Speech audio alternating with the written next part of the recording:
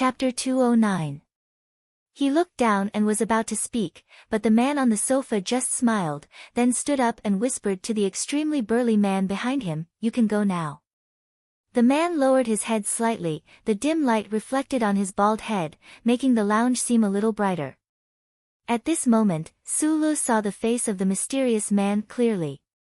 He was indeed an ordinary person, wearing a light gray shirt. There was nothing special about him, but he gave people a feeling of a river.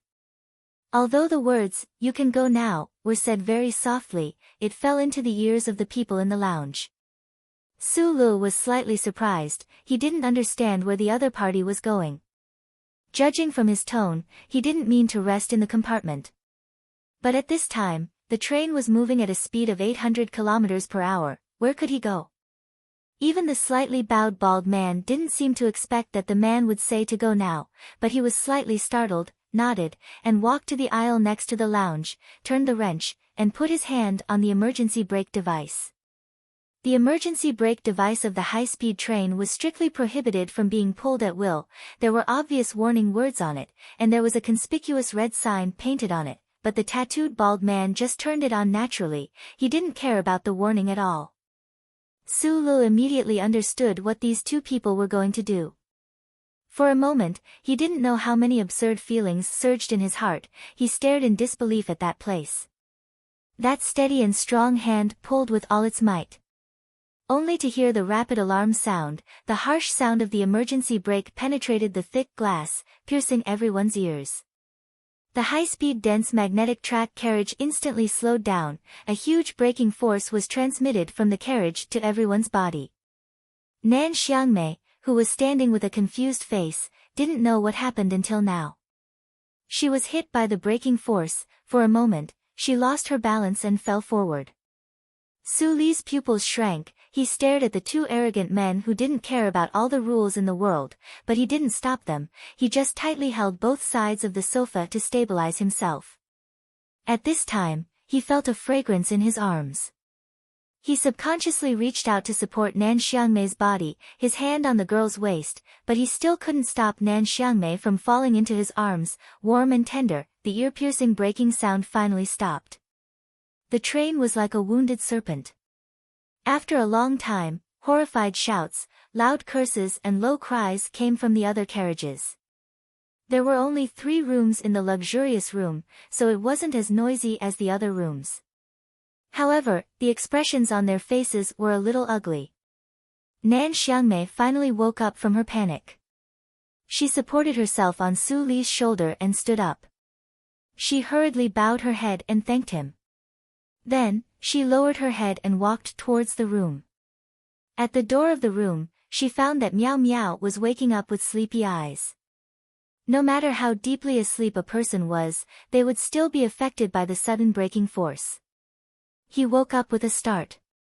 Sulu subconsciously looked towards the corridor and saw that Magnolia was still standing quietly by the window. However, her feet were already on the floor, and her face was slightly pale. He didn't know what she was thinking. The man on the sofa was gone, and so was the bald man with a ferocious flower tattoo. There was no one in the lounge, as if the two people had never been there. Sulu quickly turned back and looked out of the window. At this time, the lights in the carriage were turned on, illuminating the field around the magnetic track. This place should still be in the territory of South Kazhou. The Federation's unified farm was densely planted in the fields. There were about 1 person planting a variety of grains. Under the night wind and the illumination of the train lights, the grains undulated like waves. Sulu narrowed his eyes. He vaguely saw 2 figures in the waves of the grains, quietly moving towards the distance. The bald man silently followed the man in gray clothes through the difficult fields of the farm grains. He startled the voles and disturbed the insects. He was silent, without any doubts or questions. Gradually, they went farther and farther until they came to a small hill beside the field. The man in front stopped and looked back at the distant magnetic track with faint lights. He smiled. The man sat down and took out a flat metal bottle from his pocket. He took a small sip and then handed it behind him. The bald man also sat down beside him. He took the bottle and took a big gulp. After a moment of silence, he said, "I thought you would at least say a few words to that guy called Sulu." The man smiled and said softly, "Sometimes, a glance is enough to see a person. There's no need to say anything." For a man who left home at a young age and was extremely rebellious, he had honed his strength to match this kind of rebellion. He had built such a large territory with his bare hands. Other than the mysterious Bureau of Proclamation, there were no rules in the Federation that were worthy of his attention. He had boarded the train in the middle of the night from South Kazhou just to see the man and woman. Since he had seen them, he was satisfied and naturally left. He came in high spirits and returned in high spirits. He did what he wanted. When he wanted to leave a certain place, he didn't want to stay for even a second. When he said he would leave without hesitation. As for the inconvenience and commotion that his jaw-dropping way of leaving would bring to the people on the train, it wasn't something he cared about. The thorny flower Baldy silently sipped his wine. He usually drank 3 caddies of white wine, but the man beside him only had a small bottle on him. He drank it very carefully. Although he drank it in small sips, after a few sips, there wasn't a single drop left in the bottle. He turned his head to look at the man in front of him who was gnawing on a green plant. He knew that this man had always been used to doing as he pleased. But tonight, he still didn't understand why he wanted to see that young man called Sulu. If the young lady of the Southern Prime Minister's family was involved in the man's younger brother's marriage, then what did Sulu represent? That little guy called Sulu, it seems that he still doesn't know what happened in S2 tonight. The man peeled off the outer layer of the green plant on his finger and sucked on the fragrant juice inside. He said in a muffled voice, "Once this matter is out, Lawyer Pabre will be in a terrible fix for a while. That old bastard Macklin will definitely cry in front of the Federation voters again. The hearts of the people can't be used up." Ross is also a smart person. He allowed Macklin to play as he pleased. The two of them took advantage of the situation and narrowed the gap between them a little. The thorny flower Baldy's expression calmed down. Although the activities of the upper echelons of the Federation and the circle of the Jianghu he belonged to were thousands of miles apart, he knew that the man beside him would never say anything meaningless. The Federation election is just a show. It's not a foreplay, but a climax that girls envy. Wave after wave, there will always be a break in between. Tonight's terrorist attack at the concert can be considered as a climax. The next climax will naturally be the development of the new Mecca of the Federation. There are still at least a few months in between. Logically speaking, the data from the laboratory should be in the hands of those hypocrites from the Federal Academy of Science. However, the Nutshell Engineering Department has never let go of it. Moreover, Sulu is currently heading to Hong Kong. This is somewhat interesting. The thorny flower Baldy had been silent the entire time. He believed that this matter had nothing to do with him or the man beside him who he respected so much. In my entire life, other than the first 2 years of recklessness, I have always been looking at those interesting people and things in the Federation. The man threw away the green plant in his hand and smiled as he looked up at the stars in the night sky. He said, "Nan Xiangmei is a very outstanding girl. How can a fool like Do Hai be worthy of her? Sulu is also a very interesting person. I believe that he is also very clear about his own importance.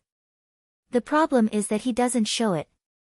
The one I don't understand the most is that old ghost, Macklin. He is the second leader of the anti-government army. He forcefully entered the political system of the Federation through nonviolence. He completely broke away from the armed forces and even wants to be the vice president. The problem is that with his intelligence, how can he not understand that the anti-government army in the mountains is his most solid foundation? If the anti-government army is really turned into a pack of dogs by him, he can only be a forgotten character in the Federation. Even if he really becomes the vice president, in the future, he will only be a puppet. Moreover, the moves he used are too ruthless and too insidious.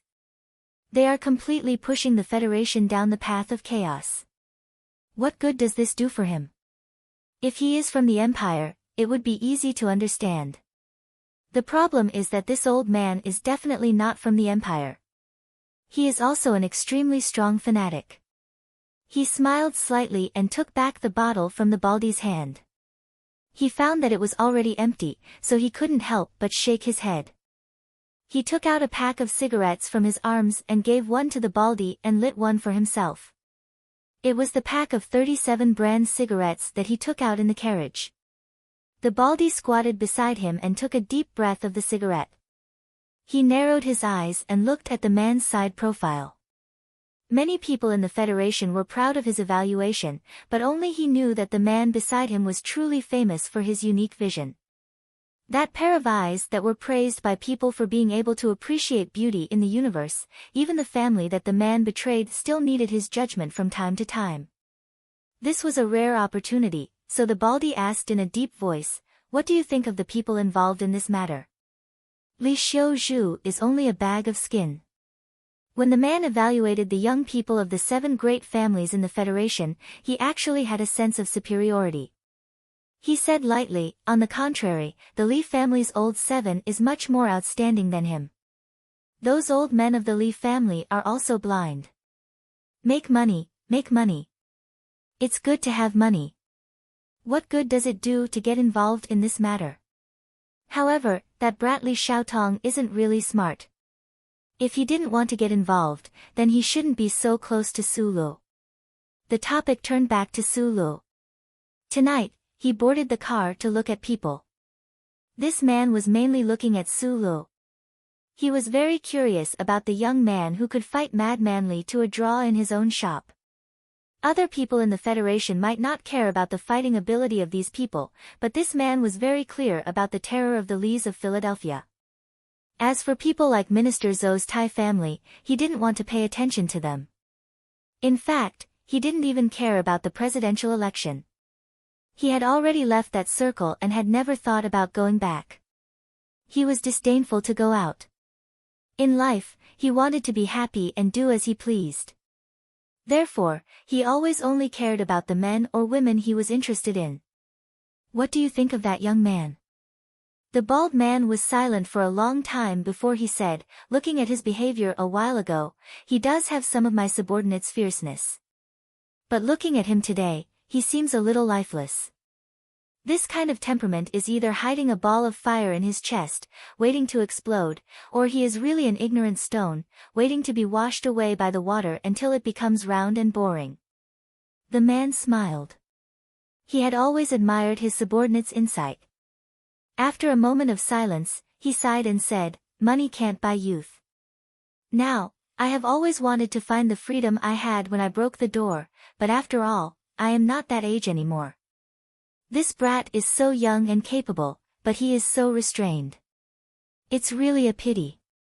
Being too young and not frivolous may be good for his future, but this kind of life is too boring." However, the delicate man next to him is quite interesting. Do you know who he is? It should be his secretary, Bai Yulan.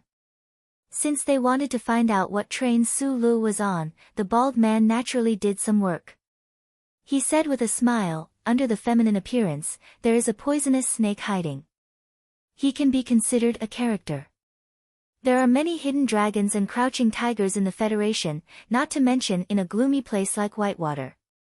I am just a little curious. How did a boring young man like Sulu manage to subdue such a character?" The bald man smiled bitterly and looked at the vast wilderness under the hill, where there was no road in front of them and no airport behind them. He said, "I am just curious. Are we going to walk back to Nank?" Sulu lowered his head and drank the water in the cup. He felt that there was no taste in his mouth. Previously, the emergency brake had caused the cup in the luxury box to fall to the ground, and many places were wet. At this time, Bai Yulan was silently cleaning up. The patrol on the high-speed train had already been here before. This kind of vicious incident caused a commotion, so naturally, they needed a reason to quell it. The fingerprints on the emergency brake had been sampled. Su Lu and Nan Xiangmei were both interviewed for a few minutes before the train started again. They didn't have to wait for a long time to solve the case. Sulu looked at the dark wilderness outside the window and couldn't help but think of the back of the two people in the waves that were taller than a person's head. Using this kind of method to leave was not only elegant, but also arrogant. Sulu should be against this kind of behavior from the bottom of his heart, but he didn't know why. But when he thought of the style of the two people, there was a trace of yearning and desire. At this time, Bai Yulan had finished cleaning up the carriage and sat back in front of him. She was quiet and didn't say a word. Sulu looked at her and couldn't help but ask, "I don't know the identity of the two people just now." The 20 million had already been accepted. Bai Yulan played the role of a personal secretary perfectly. She replied softly, "He's a powerful character." This was nonsense. Although Sulu didn't have the urge to take back the 20 million, he was still a little unhappy and lowered his head. "I only know the bald guy with the flower tattoo." Bai Yulan lowered his eyes and took out a small knife from his trouser pocket with his right hand and calmly placed it beside him. When the two men got on the train, he had been keeping his hand in his trouser pocket. His fingers might have been holding this delicate knife all the time. Bai Yulan was a delicate man, and the weapon he used was also very delicate. It was naturally inconvenient to use a military knife outside, so he changed to a small knife, but still looked delicate. But just like him, the delicate appearance was just a means to hide the terrifying coldness. At the mention of the man with the ferocious flower tattoo, the delicate man's face turned slightly pale. He wasn't nervous, but rather excited. However, his voice was still extremely soft and gentle. "I'm the one who takes on all of Team 7's private jobs. The company also often takes on some shady missions, so I do know a little about these reckless people in the Federation." Sulu raised his head and looked at him with some surprise. He was just asking casually, but he didn't expect Bai Yulan to really recognize the man. "The big man with the flower tattoo is called Zhang Xiaohua." Bai Yulan pinched the delicate knife between her two fingers and carefully trimmed her nails. She lowered her head and said, "Don't be fooled by his old-fashioned and stingy name. He's actually a very magnanimous person. All the underground businesses in South Kazhou are under his control. Most people call him Uncle Hua. Don't be fooled by his appearance. The big guy is actually very wise. In fact, this Uncle Hua of South Kazhou is as meticulous as his name suggests. You must know that there is no future in the underworld of the Federation. Regardless of whether guns are banned or not, as long as the Constitution exists, as long as the government doesn't like it, they can casually kill these reckless people. But this Uncle Hua is still alive, and he is living a good life. Just this point alone is enough to make people admire him." Sulu heard this and nodded. He remembered when he was young, the underworld of Heshi State was defeated and disbanded because of the government. They retreated to the orphans behind Zhonglo Street, which indirectly led to his first killing. The Federation doesn't allow vicious cases to happen, and law and order have been good for countless years. The underworld does not seem to have a future. When this Uncle Hua started his career at the beginning of the year, he had a murder case. I don't know where his luck came from, but he actually found a boat and hid in Bermuda for a few years. Then, for some reason, he returned to the Federation and turned himself in. For some reason, the district court was lenient. In total, he only spent 7 years in prison. How old is Uncle Hua now? Should be 43. Normally, Sulu would ask Bai Yulan at this time. If he were to face Uncle Hua head-on, he would probably have a chance of winning. However, Sulu had never been very curious in this aspect, and he didn't think that he would meet Uncle Hua in the future, so he didn't ask. Bai Yulan had finished trimming her nails and sheathed her knife. She lowered her head and calmly said, "I'm probably not his match, but if he wants to kill me, he will have to shed at least 3 pounds of blood." Sulu was slightly startled, but then he thought that if the bald man named Zhang Xiaohua was such a sharp character, then what kind of character would that 30-year-old man be? Chapter 210. Why did the whistle of the 37th constitutional era make a whistling sound? The Harbor City Tourism Bureau wanted to add a retro style to the high-speed rail. It was said that this was a political achievement that Governor Ross was very proud of. Didn't anyone say that the passageways and huts that were deliberately painted in the color of logs were ugly? Harbor City was the largest and most prosperous city in the Federation. The early morning wind blew through the wide streets, the towering buildings, the dense viaducts and light rail, and the sleepy young men and women. Where did they come from? From the absurdity of the night? If it was night time, what kind of lights would this huge city shine under the clouds? Would it be like a monster?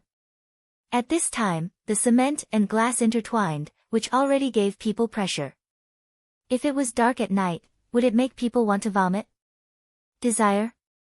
People lived according to the arrangement of desire, especially in this city called Harbor City. He thought of those young men and women with heavy makeup. Their day was a dream, and their night was absurd.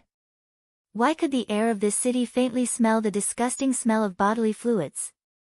He thought of vomiting again. Sulu pulled the heavy black box and stood silently at the entrance of the Harbor City high-speed rail station. The exit was on the lower floor of the station's giant dome building. Facing the big lake of Harbor City was the famous Federation. The lake water in the early morning didn't have a trace of freshness. It was only warm to the point that it made people feel a little wet. Sang Lake, the largest lake in the city among the three major regions of the Federation and several galaxies. Across the slightly foggy lake, a large number of densely packed high-rise buildings symbolizing wealth and status could be seen. The distance between those buildings was so close that they actually blocked the rising sun from the east, making this bustling city inexplicably reveal a trace of gloomy feeling. What a shitty place. It was the first time that Sulu came to the most famous harbor city in the Federation, but he didn't have the slightest excitement. He lowered his head and softly cursed. He pulled the box and walked outside. Bai Yulan, who was not far behind him, silently looked at his back and followed him. Bai Yulan knew that Sulu was not in a good mood. In fact, that quiet and honest face of his seemed to be hiding an uncontrollable anger. But where did this anger come from? In Bai Yulan's heart, Sulu had always been a calm and collected young man who was used to facing everything with a cheerful smile. There had been no problems during the journey last night as well, so why did his mood suddenly change so much? It was definitely not because of the two men who got on the bus halfway, nor was it because of the young lady of the South Prime Minister's family. It also had nothing to do with Park Ji-ho's widow. So where did this sudden change in mood come from? Bai Yulan furrowed her eyebrows as she watched Su Li's back. She thought of the images in the morning news and vaguely understood. However, she didn't understand why that piece of news in District S2 would change Su Lu from a quiet and self-contained young man into a young man who would become incomparably enraged by anything he saw, gradually becoming bitter and unkind. The taxi came, and Su Lu and Bai Yulan got on. The taxi drove for more than 40 minutes, but they still only passed through a very small area of Harbor City. The car passed through these streets and alleys, and overpasses. Su Lu narrowed his eyes as he looked at the unfamiliar city streets outside the window. His expression gradually calmed down, but the trace of irritation hidden in his eyes would never stop. From time to time, the sound of emergency news on the big screen on the street would spread into the taxi. The current death toll is more than 300 people. As the rescue work continues, the death toll may rise to an unbearable number. A reporter from the Federation News Channel said in a trembling voice. No organization or individual has taken responsibility for this terrorist attack. 7 staff members of Senator Medellin's office were killed in this terrorist attack. The senator himself was not seriously injured. The Bureau of Proclamation has classified this incident as a second-order criminal case. The President's office has confirmed that all the attackers are dead. Their identities and past records are being confirmed. A concert called Peace turned into a massacre in the end. What does this mean? The peace process of the Federation is covered with a shadow at this moment. The taxi stopped at the Peninsula Hotel booked in advance. The most luxurious five-star hotel in Harbor City did not make Su Li's mood slightly better. He pulled the heavy black suitcase into the elevator and entered the room. Without tipping the waiter, he directly turned on the ultra-thin light screen on the wall. The room on the top floor of the Peninsula Hotel was very expensive and large, including the TV light screen. The gradually lit-up light spots gradually condensed into a clear news picture. In the Civic Stadium of the 4 states in Region S2, the colorful lights and ribbons that were originally arranged for Jian Shui'er's peace concert had all turned into ashes and ruins at this time. The cliff smoke had dispersed. The stands in the southeast corner of the stadium, which could accommodate 80,000 people, had all been blown up. However, there was not much blood in the picture. The blood might still be hidden in the dust. In the ruins, the lights of the police and ambulances flashed continuously in the gray sky. The anxious and sad voice of the news reporter seemed incomparably pale at this moment.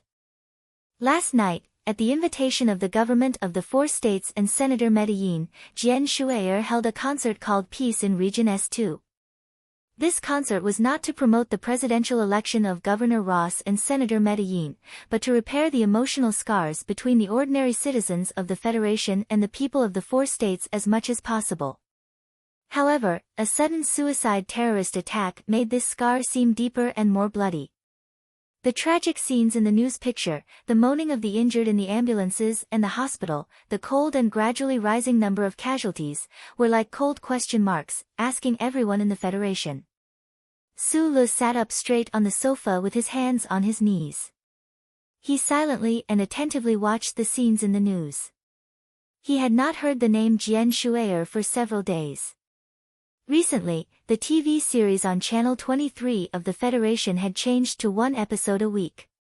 It was said that this national idol of the Federation was too busy with her studies. He did not expect to hear news of Jian Shui'er again. It was so sudden that it was hard for him to accept. Su Li was an angry youth. He had always thought that Jian Shui'er had saved him in the Linhai State Gymnasium. He owed her a life. The news confirmed that Jian Shui'er was still alive, so he was not too worried. The reason for his anger was the innocent casualties in the news picture. The people who had happily welcomed the new future of the Federation had disappeared into the black smoke. The images on the news switched back to the studio from the scene of the S2 mountain ring around the 4 states. In the studio, the middle-aged host was saying something to 2 anti-terrorism experts. Su Li did not listen to the specific process of the terrorist attack. Under the pressuring of the host, the 2 experts were still unwilling to guess who the mastermind behind the terrorist attack was. The Federation had the terrifying enemy of the Empire, but under the glory of the Constitution, within the Federation, the only force that had the ability to avoid the joint surveillance of the Federation military and police, create such a shocking tragedy, and have reason to do this, should be the anti-government army. On the last day of last year, Senator Pabre had brought the Federation a New Year's gift that the people had been longing for. The anti-government army and the Federation government had officially reached a reconciliation agreement. Under this background, although the 2 anti-terrorism experts had probably long determined who the mastermind behind the scenes was, they were still cautious and refused to open their mouths. Senator Medellin is about to make an announcement. The middle-aged streamer looked at the camera with a solemn expression and said, "At such a critical moment, we would also like to know what Senator Macklin, as the second leader of the anti-government army who has always insisted on anti-violence, will say to the entire Federation."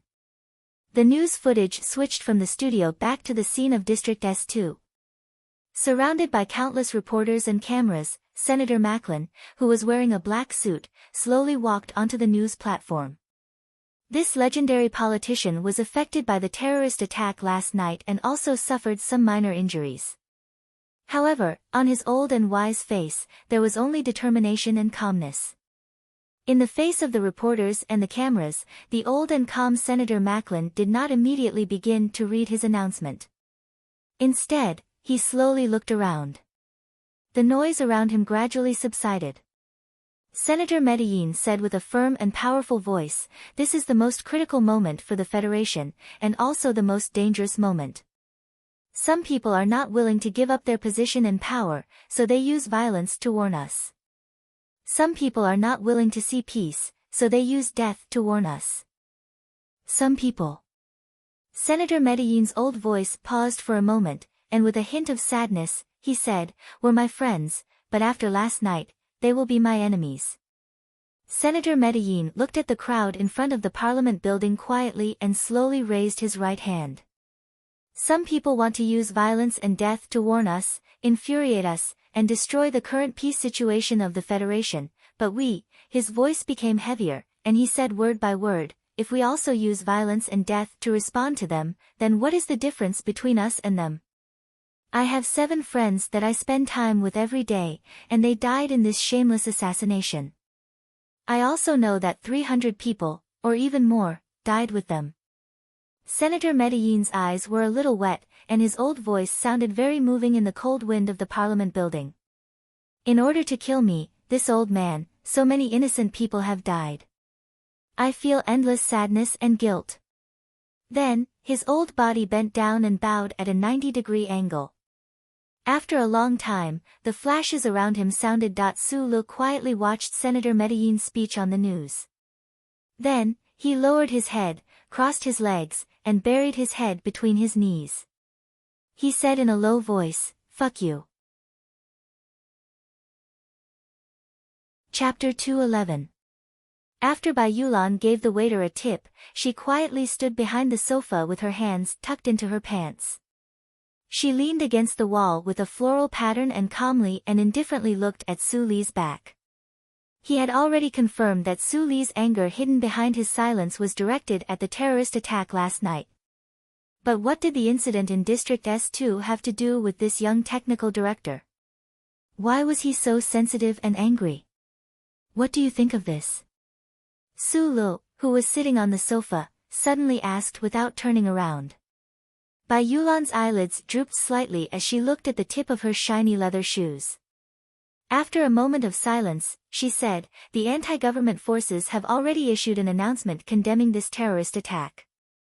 Councilman Prabel's office also reacted as soon as possible.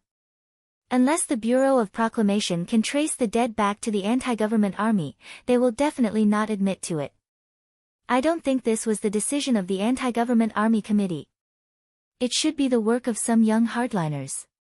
Bai Yulan lowered his head and analyzed. Because he was a secretary who received 20 million, he didn't understand what this major incident in the Federation had to do with himself and Su Lu, but he still spoke softly. It seems that the rumor that there are hardliners in the anti-government army in the mountains who are very dissatisfied with Senator Medellin's capitulation and want to use blood to punish him is true. Next, someone will have to pay the price. Regardless of whether the investigation results are found or not, the president has to give the victims of the attack an explanation. Bai Yulan raised her head, shrugged, and said, if the war starts again, Senator Parbel will suffer the most. The reconciliation agreement reached before the year will become a piece of paper. His biggest political capital in the presidential election will immediately depreciate, and it might even become a debt. This wasn't a very good analysis.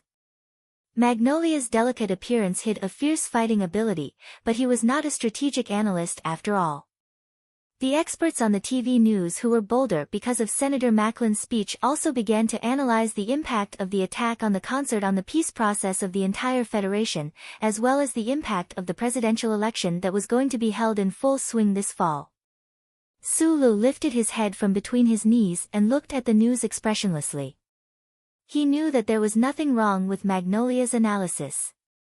Just like what most people had guessed and thought, no one would think that the mastermind behind this terrorist attack was Senator Macklin. This was because even if Senator Pabre's election was thwarted, Senator Macklin, as the second-in-command of the anti-government forces, would still be viewed with hostility by many of the Federation's voters. Senator Macklin's image in front of the people of the Federation was that of an old man who abided by nonviolence.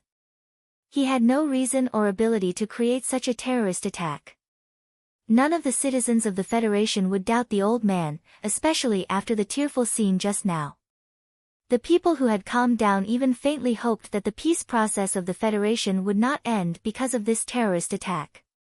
Then, who else could lead the negotiations between the government and the 4 provinces in the future other than Senator Medellin, who had 7 of his subordinates tragically killed and himself injured? Although there were tens of millions of people, Sulu watched the news in silence, not believing it.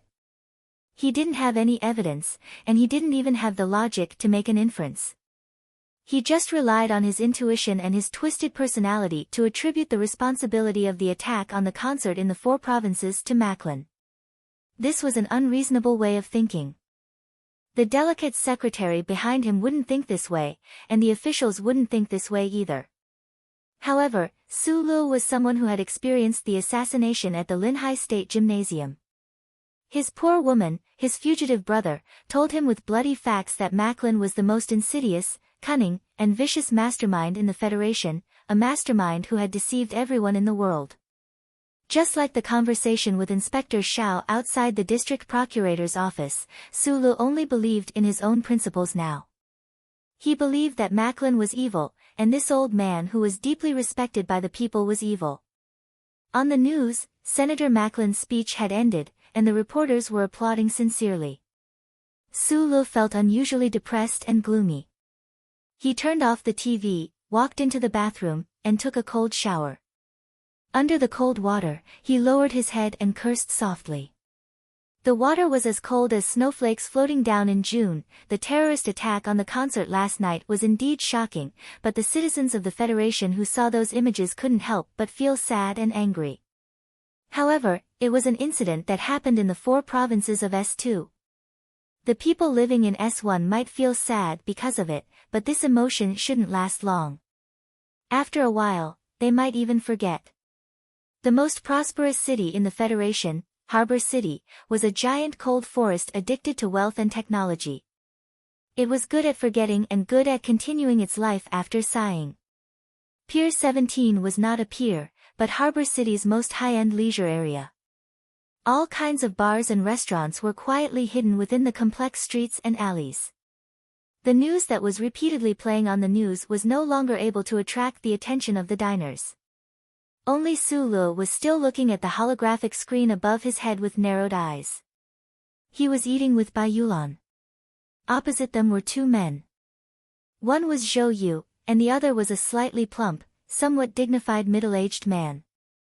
The middle-aged man looked coldly at Sulu, and after a moment, said rudely, "Young man, is there something wrong with your brain? Why did you suddenly come to Harbor City?" Zhou Yu smiled bitterly and glanced at Sulu. Currently, the Federal Academy of Science and the Nutshell Engineering Department were competing to develop the new generation of the Federation's MX Mecha. Zhou Yu had always played the role of a middleman, responsible for transferring Su Li's core data back to the engineering department. He also did not understand why Su Lu would suddenly come to Harbor City and request to meet with a powerful person in the engineering department. Hearing this rudeness, Sulu retracted his gaze and looked at the official from the Nutshell Engineering Department.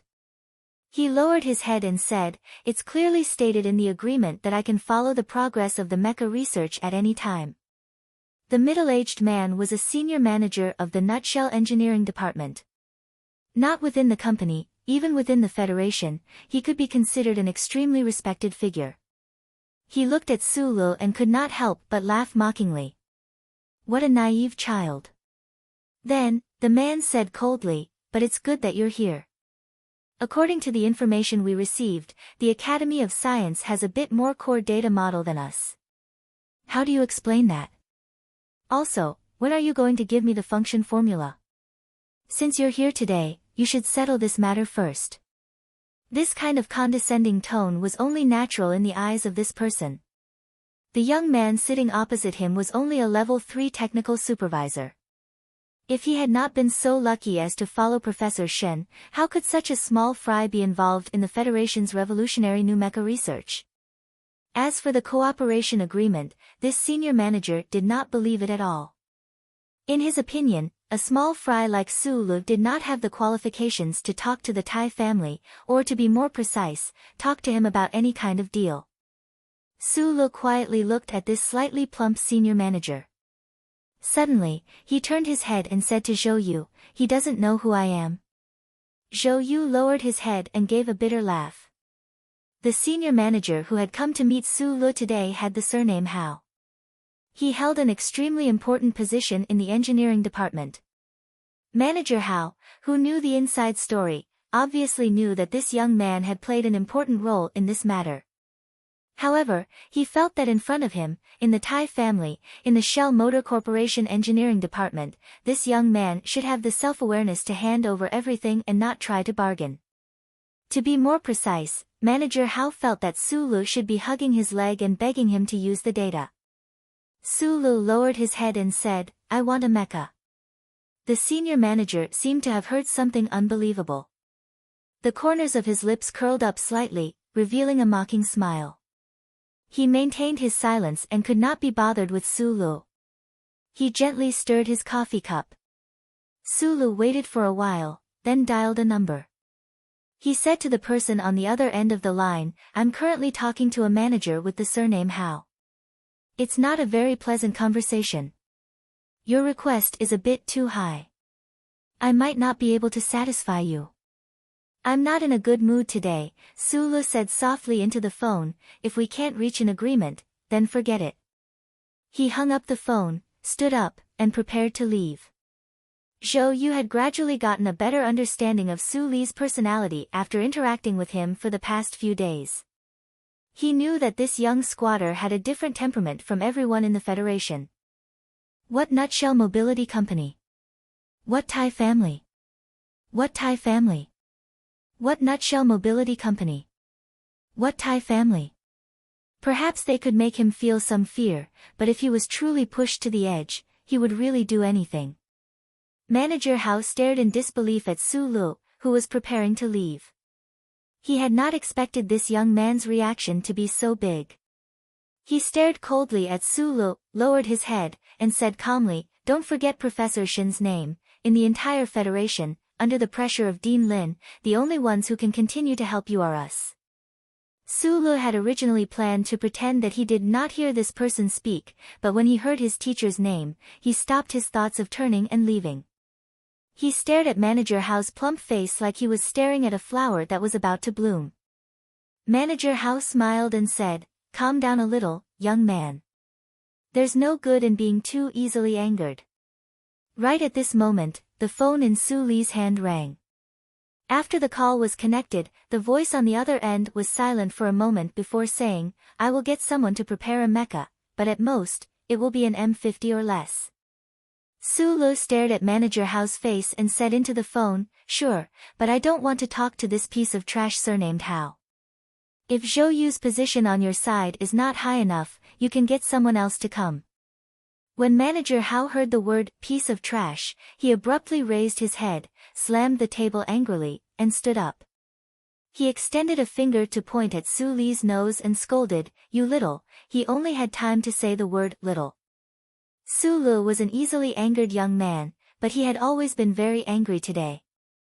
Bai Yulan, who had been standing silently beside him all this time, had been carefully observing his reactions.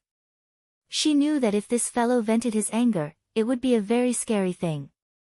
So when Manager Hao stood up, she silently took a step forward and stood in front of Su Lu, one hand gripping Manager Hao's finger.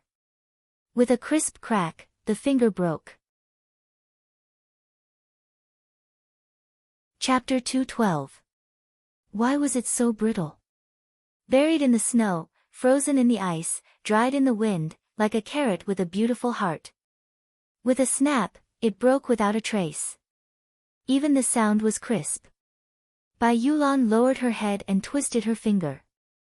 Manager Hao's angry finger was deformed with a snap, just like the plate of crispy cucumber on the dining table.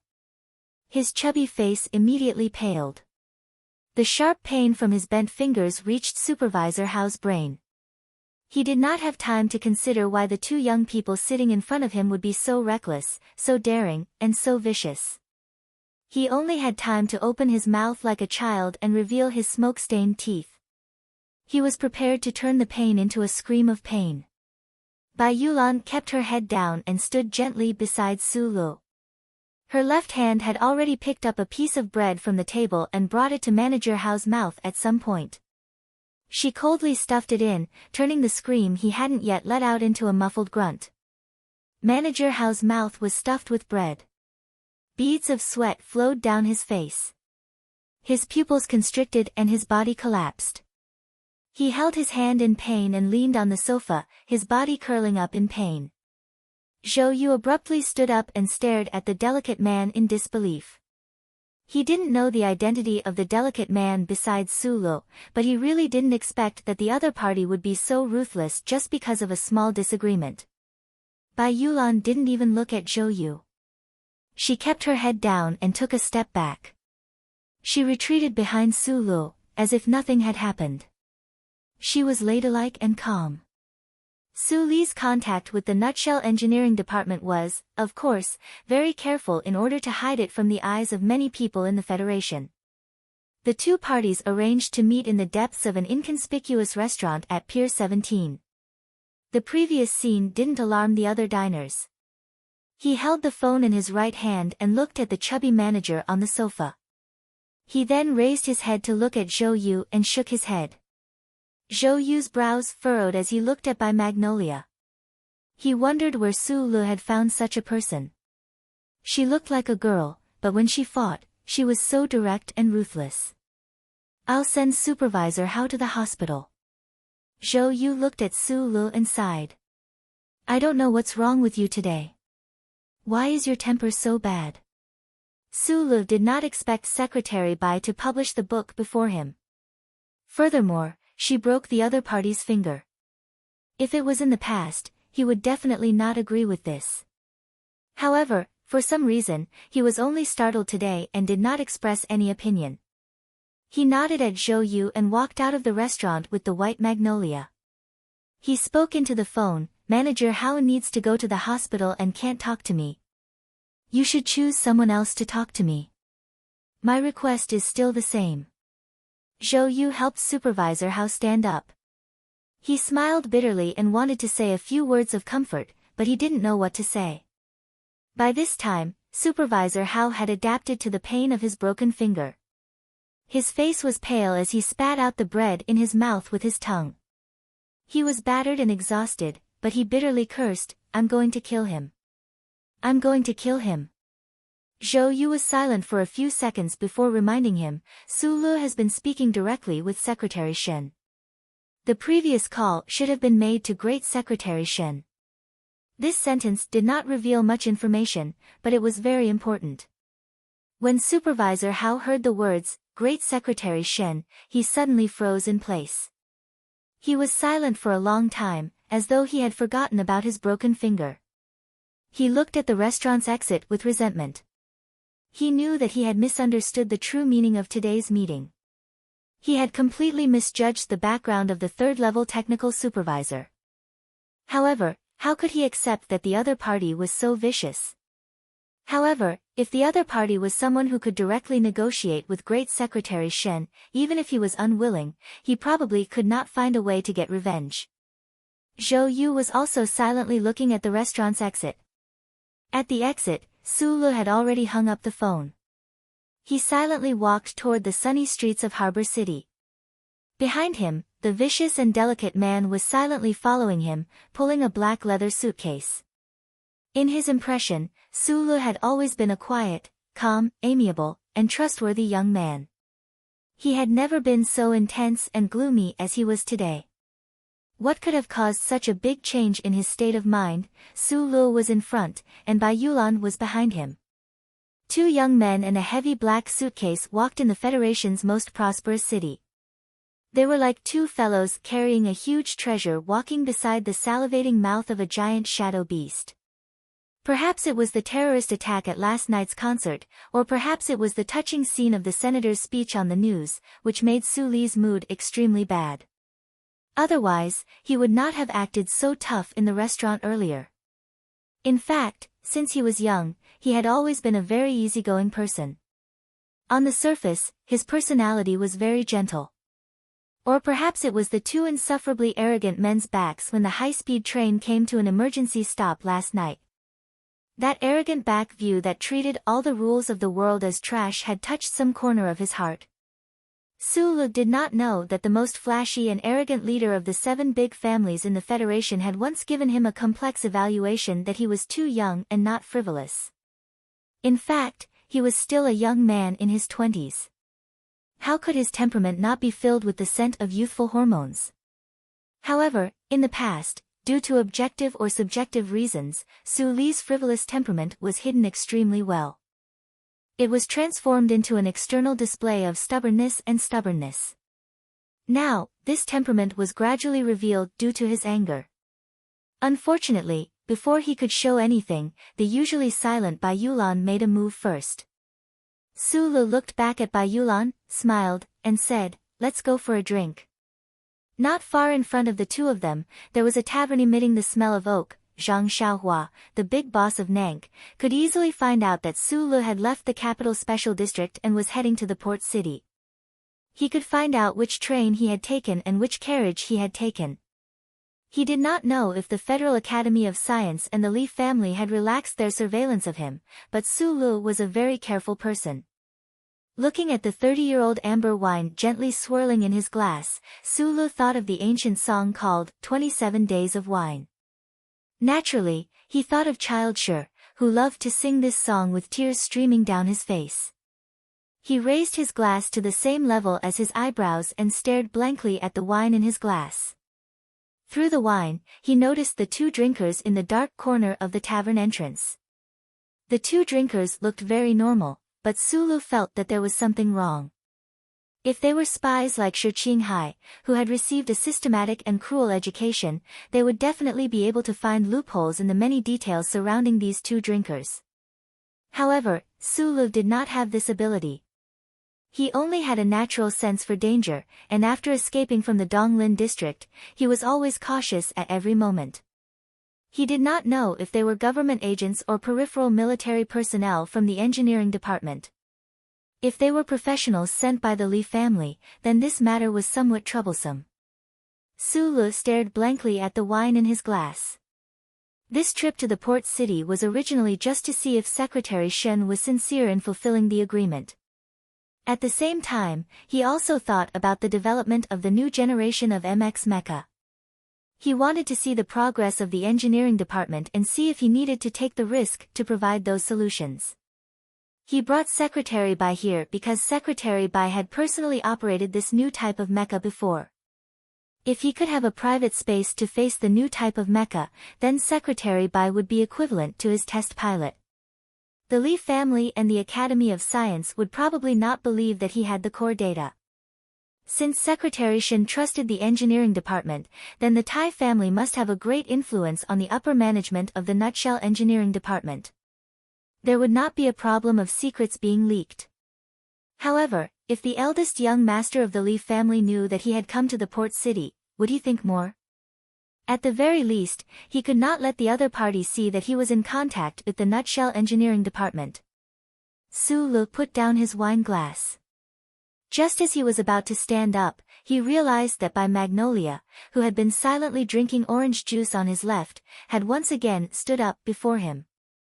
Bai Magnolia put the ice in her mouth.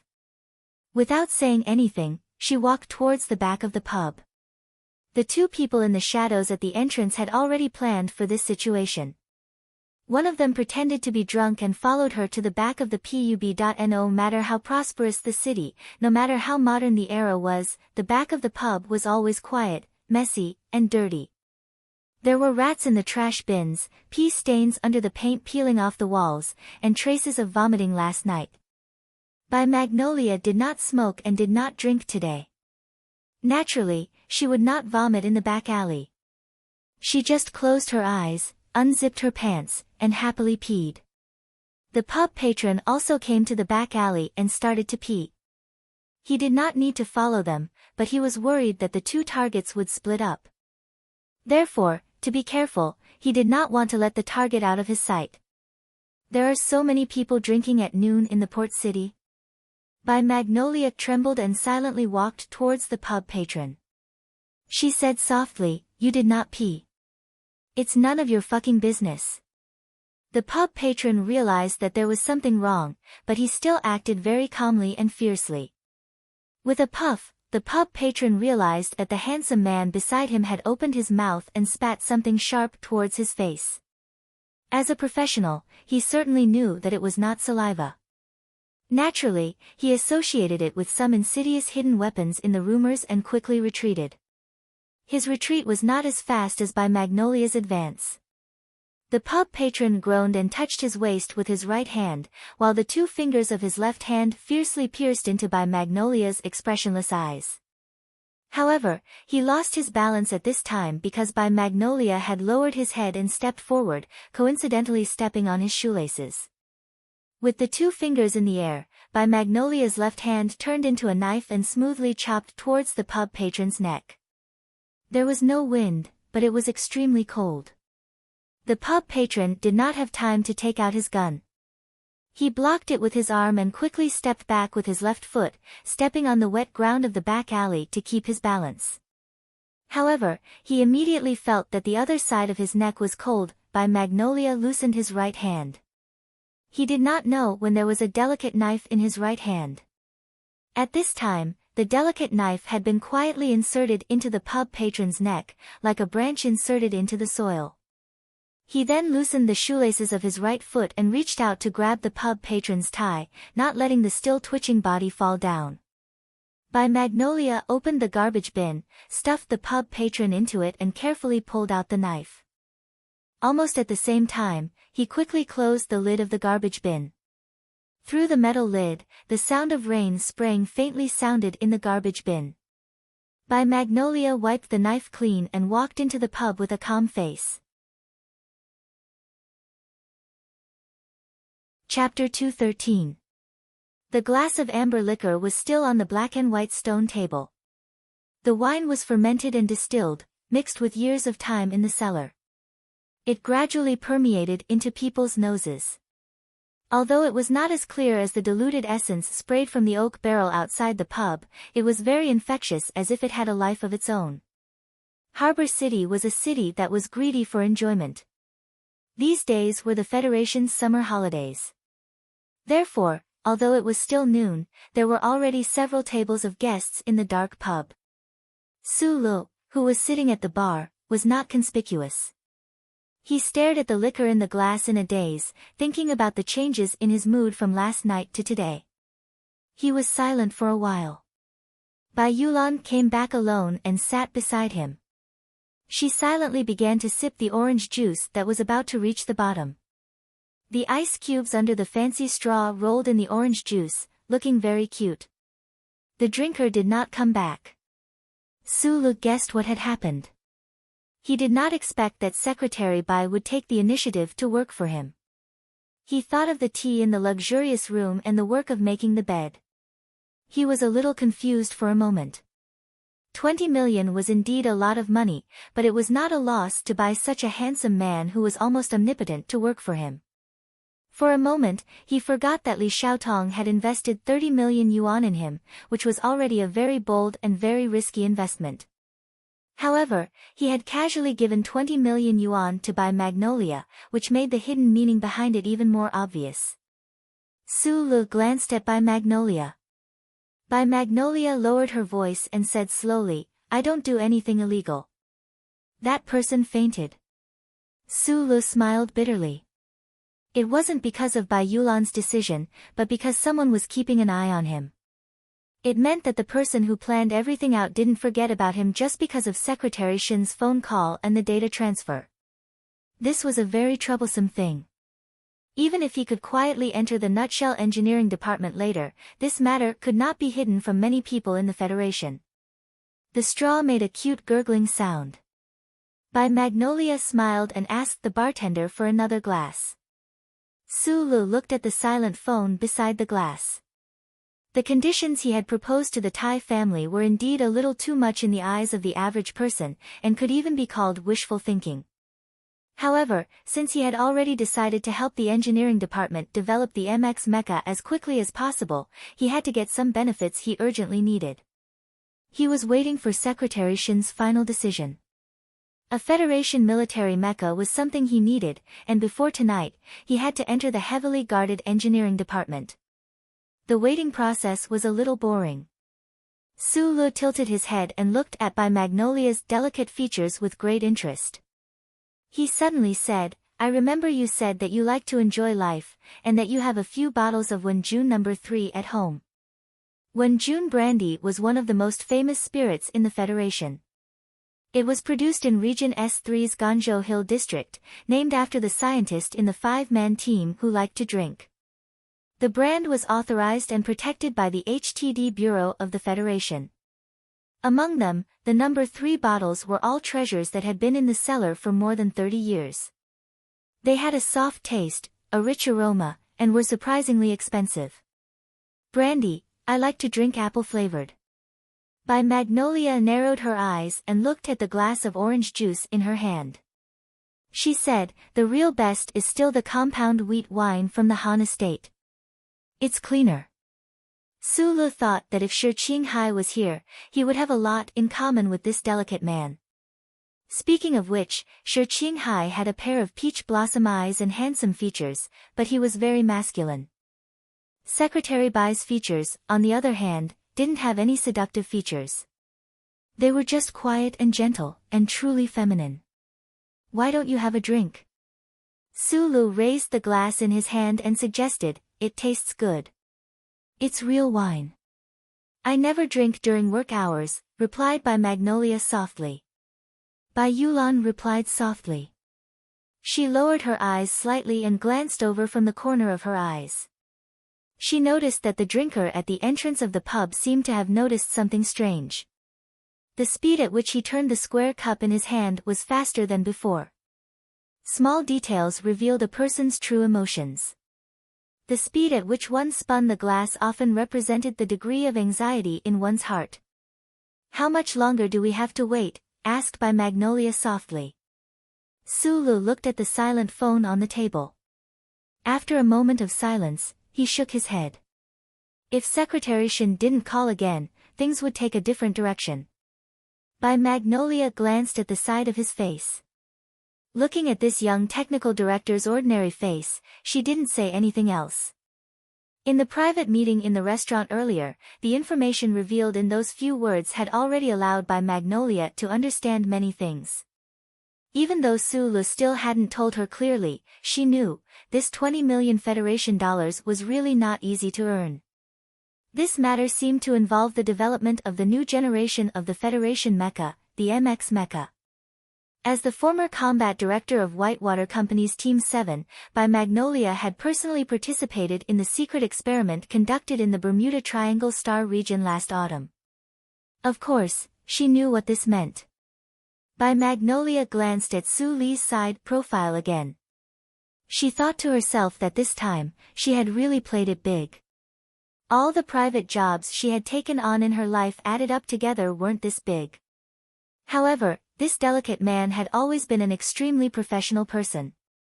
Since he had accepted the huge sum of 20 million Federation dollars, he would definitely complete this private job. Thus, he had killed people in the alleyway to establish his authority, using this sort of cruel bloodshed to temporarily intimidate those who were tailing Sulu. By Magnolia only did things, she wouldn't explain anything to Sulu. As the Federation's most elite professional soldier, he had left the military for many years, often carrying out shady missions for the government. He didn't have much of a concept of good and evil. As for the Federation's #1 organization, the glory of the Charter, he also had enough knowledge and small tricks to deceive the public. The precision and density of the Federation's electronic surveillance network was something that few people knew better than him, a mercenary soldier of the Federation. This delicate man wouldn't do anything illegal for money, but if there was enough money, killing people for Sulu would be as natural as serving Sulu tea and food. The phone finally rang again. The sound wasn't loud, but it pulled Sulu and By Magnolia out of their respective thoughts. Sulu picked up the phone and listened for a few words. His expression gradually calmed down, and there was a smile in his slightly squinted eyes. However, that smile was a habit, and not a joy that came from the heart. Let's go. Sulu took out $100 bill and put it on the table. He smiled at the bartender and greeted him. Then, he stood up. Seeing that the target had the intention to leave, the stalker who was pretending to be drunk at the entrance of the bar didn't know what to do. His companions had followed the man who looked like a woman to the back alley, but the target had returned, but his companions hadn't. A strong sense of foreboding emerged in his heart, but he couldn't give up on following. Sulu walked towards the door. By Magnolia, as usual, took half a step back and leaned a little to the left. When they walked out of the bar, they would pass by the drunkard who was pretending to be drunk. At that moment, By Magnolia prepared 3 methods to make this person lie on the table forever. This way, he wouldn't be able to follow her, and it wouldn't attract attention. However, just as Bai Yulan's fingers danced in her sleeves, Sulu took a step to the left. When she walked past the tracker who was pretending to be drunk, she seemed to have lost her balance and her left hand gently stroked the tracker's back. The drunkard's body twitched slightly, and then he fell weakly on the table. At this time, there was no need to pretend. He was unconscious, and he was truly a drunkard. Sulu and Bai Magnolia didn't stay for a moment. They directly walked out of the bar. Bai Magnolia, who was walking behind them, slowly raised her head. Her eyes narrowed slightly, and she looked at Su Li's back with complex emotions. Just a moment ago, Bai Magnolia's eyes were extremely sharp. The moment Su Li's hand touched the drunkard's back, a faint blue arc of electricity drilled out of Su Li's sleeve. It was like a snake flashing with electric light. Except for the high-strength stun batons used by the military special forces, there were no close-range weapons that could silently knock a person out. Moreover, there wasn't the slightest burnt smell in the air, and there weren't any tears in the back of the drunkard's clothes. Bai Magnolia looked at Sulu with complex emotions. On one hand, she thought that this young technical director whom she worked so hard for had an extraordinary background. On the other hand, she was a little depressed. If she had known that Sulu had such a good thing in his hands, the person in the back alley wouldn't have died, according to the instructions of the person on the phone. After Sulu and Bai Magnolia left Pier number 17, they rented a car and drove directly to the Bulan district of Harbor City. Then, they rented a boat at the Riverside Stone Bridge and followed the Sangu Creek downstream. When they were about to reach the Sangu area, they abandoned the boat and went ashore. Bai Magnolia carried the heavy black box and followed behind Sulu. Suddenly, she asked, "Is the person trustworthy?" "I know the person on the phone," Sulu replied. Next to a retro-style building with cornices, the two people finally saw the person who came to pick them up. Sulu looked at the big man in a black suit, hung up the phone, and said with a smile, "You cooperated again." Xue Naiyin, the director of the Black Hawk Company, said with a wry smile, "Secretary Shin used to be my direct superior. I happen to be in Harbor City today. If I don't do this, who will?" Half a year ago in Linhai State, it was this retired soldier who led 3 helicopters and rescued Sulu and Shi Qinghai from the Federation's pursuit. "What I want is long-term access." Sulu looked at him and said seriously, "There are still 5 months before the election. I will come to Harbor City often. Temporary access to the engineering department is too troublesome." Xue Naiyin was silent for a moment and said, "This is too difficult. It is even more difficult than making a mecha. You should know that we have a certain amount of influence in the engineering department, but an existence like the Nutshell Company is not something that anyone can control alone." "I believe you." Sulu shook hands with him and said sincerely. Bai Magnolia had been silently following behind Sulu. She had already recognized Xue Naiyin's identity. After all, the Black Hawk Company was also one of the 3 major security companies in the Federation. She had fought side by side with the people of Black Hawk, so of course she knew Xue Naiyin. But after hearing Su Li's words, Bai Magnolia suddenly lowered her head and smiled. It seemed that the person she was working for was not someone who only knew how to be stubborn and pedantic. She was gradually showing signs of cunning. This was good. This was not easy to die. Chapter 214. Behind every successful man, there would always be a few extremely outstanding secretaries. As the saying went, you go to the sea of flowers, I go to the sea of fire. You go to the Parliament Mountain, I go to the mountain of knives. You go to the high and mighty, I will be the scapegoat, I will do the dirty things, I will be the one to pull those stupid fingers, I will be the one to kill those annoying people, and I can't let you know. This was the function of a secretary. Today, Sulu was still 420 light-years away from success, but he already had a secretary by his side called Bayulan. She was submissive but extremely useful. For a successful person like Li Xiuzhu, the young master of the Li family, the vice president of the Sanlin United Bank, he would naturally have many secretaries. Secretary Lu was the one with the highest rank and the most trusted.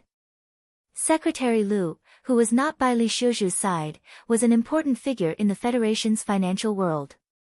He was a high-ranking officer in the company and had an enviable life. Today was still the summer holiday. He was on vacation with his beautiful wife and obedient daughter in the demonstration ecological park in the outskirts of the capital. With a clear pond in front and a happy family in the garden behind, Secretary Lu stole half a day of leisure. He covered his face with a straw hat to block the rays of sunlight that leaked in through the bamboo canopy. The fishing rod in front of him bobbed up and down quietly on the surface of the water. He didn't care at all about the fish stealing food. A phone call disturbed his peace. Secretary Lu took off his straw hat and quietly listened to the report on the other end of the phone. His expression gradually became serious. That technical supervisor called Sulu had gone to Hong Kong. The two subordinates in charge of tracking and surveillance had suddenly lost contact. They didn't know where that fellow had gone. Secretary Lu was silent for a moment. Then, he made a few more calls and arranged some things. Many days had passed since the incident at the Husk Institute's laboratory. Everyone believed that no one else would be able to know the data from the laboratory. The young master of the Li family had almost forgotten about Sulu, but he hadn't. This was because he had discovered that Sulu and the seventh young master had been getting closer recently. It was said that the Nutshell Engineering Department was also speeding up the development of new mecha. Now that Sulu was going to Harbor City, what did it mean? Secretary Lu's expression was somewhat dignified, but his heart was not as solemn as he appeared to be. In his opinion, Sulu followed Professor Shen, and perhaps he had some knowledge in the field of quantum measurable dynamics, which was why he was valued by the Nutshell Engineering Department. However, this should not affect the overall situation. The two subordinates who had lost contact with him were too far below Secretary Lu's level, so he was not worried about them. He was just wondering if this was a warning from the Tai family, the Ministry of National Defense, or the Nutshell Engineering Department. After pondering for a moment, Secretary Lu decided to leave this matter to him. He was not an ordinary secretary. No matter how big or small the matter was, he had to leave it to Li Xiuzhu to handle. He had his own authority. Most importantly, he knew that young Master Li had already boarded the family's private spaceship and was rushing to District S2 to comfort the innocent idol who had been affected by the terrorist attack. Secretary Lu knew how much the young master valued the person who had been chosen by the family, so he did not want this kind of bad news to disturb the young master's extremely angry mood. He made a phone call and gave some important instructions to his subordinates in Harbor City. Secretary Lu lay back on the bamboo chair and covered his straw hat. He listened to the laughter of his family behind him and listened to the faint sound of the fish stealing food in front of him. A satisfied smile appeared on his face, and he fell into a deep sleep. Harbor City was a huge city. Its economy was extremely developed. Especially on the large plain towards the south of the city, there were countless factory buildings. These buildings were spread out neatly on the land, and they occupied a large area. Although the Federation's heavy manufacturing industry had been gradually moved to District S2 many years ago, the foundation of the high-precision manufacturing industry was still in Jingzhou, in Harbor City. An inconspicuous truck left the highway and drove directly towards an industrial park. The industrial park did not have a strict gate, and there was no eye-catching name. There was only a row of large words cast on a green hill in the distance. The hill was very far away, and the row of large words was as high as a 20-story building. All of them were cast from high-strength alloys. The cold metallic luster revealed a sense of grandeur of a small world. Where there is metal, there will be fruit shells. The truck followed the spacious passage and drove at high speed in the industrial park. A plane could be faintly seen landing in the distance. That was the industrial airport of the Shell Motor Company. From the airport to the Federation's largest spaceport, Harbor City Spaceport, there was a complete transportation network formed by a dedicated road and a double-track high-speed railway. Countless resources and technical personnel from all over the Federation gathered in this huge industrial park in the southern suburbs of Harbor City through this convenient transportation. Sulu sat in the back of the truck. He lifted the dustproof cloth covering the window and silently looked at the huge factory building in front of him from time to time. The heavy and huge mechanical equipment in front of him could not help but be a little lost. He was one of the employees of the Shell Motor Company. It was just that in the past, he dealt with data in the Research Institute, and then he spent his days in the Whitewater Company. Today was actually the first time he had truly entered the manufacturing department of the Shell Motor Company. Only by seeing this industrial park with his own eyes could he truly feel the position of the Shell Motor Company in the Federation, and the huge power of this motor company. The automobile manufacturing business was all moved to District S213 constitutional calendars ago. But later, because of the increase in the cost of interplanetary travel, a part of the automobile manufacturing business was moved back to District S1. In the southwest corner is the Shell Aerospace Manufacturing Group, also known as the First Flight Bureau of the Federation. It is mainly used to manufacture aircrafts in the atmosphere. The spaceship manufacturing factory is not in Harbor City, but in Nevada. If you include the assembly base on Moon 1, the total area is slightly larger than the industrial park here in Harbor City. The Civilian Goods Manufacturing Company, which is often referred to as the Shell Motor Company, is concentrated in South Dakota. The direction of business in Harbor City is mainly cars and airplanes. About 30% of the Federation's self-made equipment is assembled in this industrial park. Jingzhou's GDP last year exceeded $5 trillion Federation dollars, ranking first among all the state-level administrative regions in the Federation, and Harbor City accounted for a share of $3.4 trillion.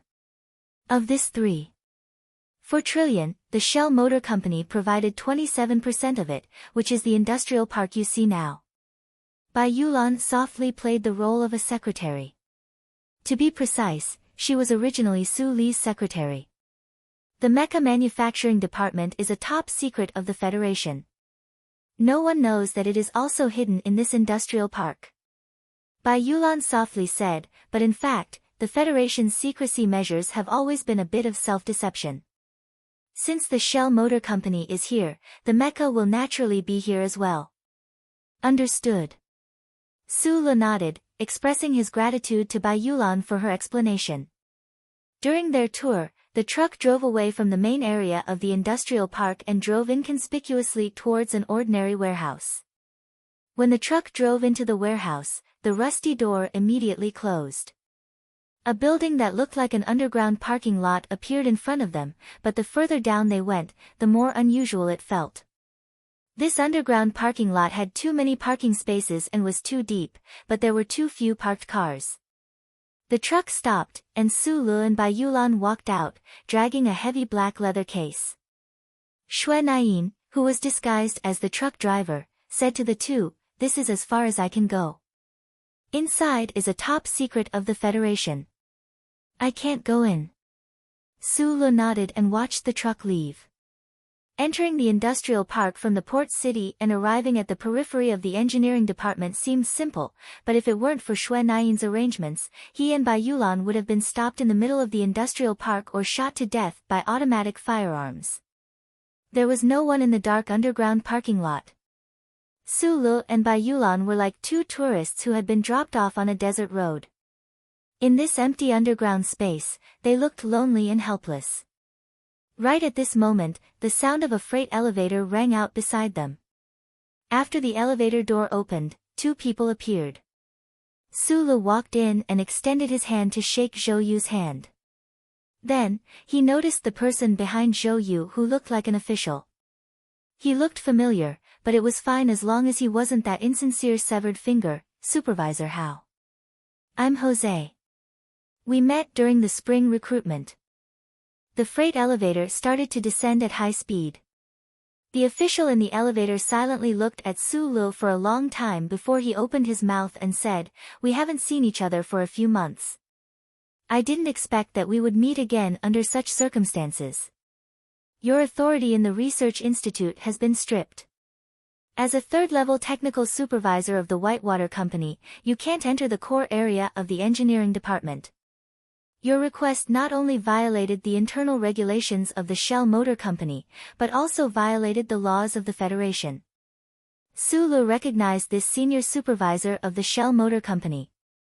During the spring recruitment exam, it was this official who had interviewed him. Although the two didn't say much, Sulu knew that the other party had always been kind to him.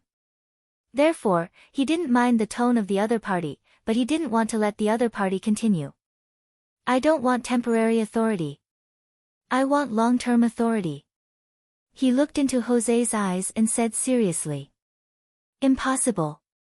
Although the core data you provided is important, it's not enough for an important place like the engineering department to open its doors for you," said Jose. "No one knows how far the Empire's new mecha research has progressed, so the Federation needs time," said Sulu calmly with his head lowered. "The Federal Academy of Science is already ahead of the engineering department, so you also need time. I can assure you that the Federal Academy of Science has no way to solve the problem of the electron jets. I can help you solve this problem in the shortest amount of time. So the Federation needs me, and you need me even more." The high-speed descent of the elevator gave first-timers a sense of dizziness. However, Su Li's calm speech was so clear and direct that it made Jose and Zhou Yu, the HR manager of the engineering department, feel slightly dizzy. Sulu finally said, "My conditions remain the same. Other than what I said before, I want long-term authority to enter the engineering department and full control of the MX Mecha." The elevator doors opened. Chapter 215. At the beginning of autumn last year, the Federation's new generation of MX Mecha had received a devastating result in its first experiment in a real environment in the 100 Mu Triangle Star region. The Federation government, especially the military, was extremely furious at this failure. President Sieg's national security advisor had unceremoniously expressed an unusually strong and angry statement during an unexpected appearance at the Shell Motor Company board meeting. The failure of this experiment had led to many complicated consequences. Su Li's current Whitewater 7th Combat Team had become the scapegoat, and was still in a state of temporary disbandment.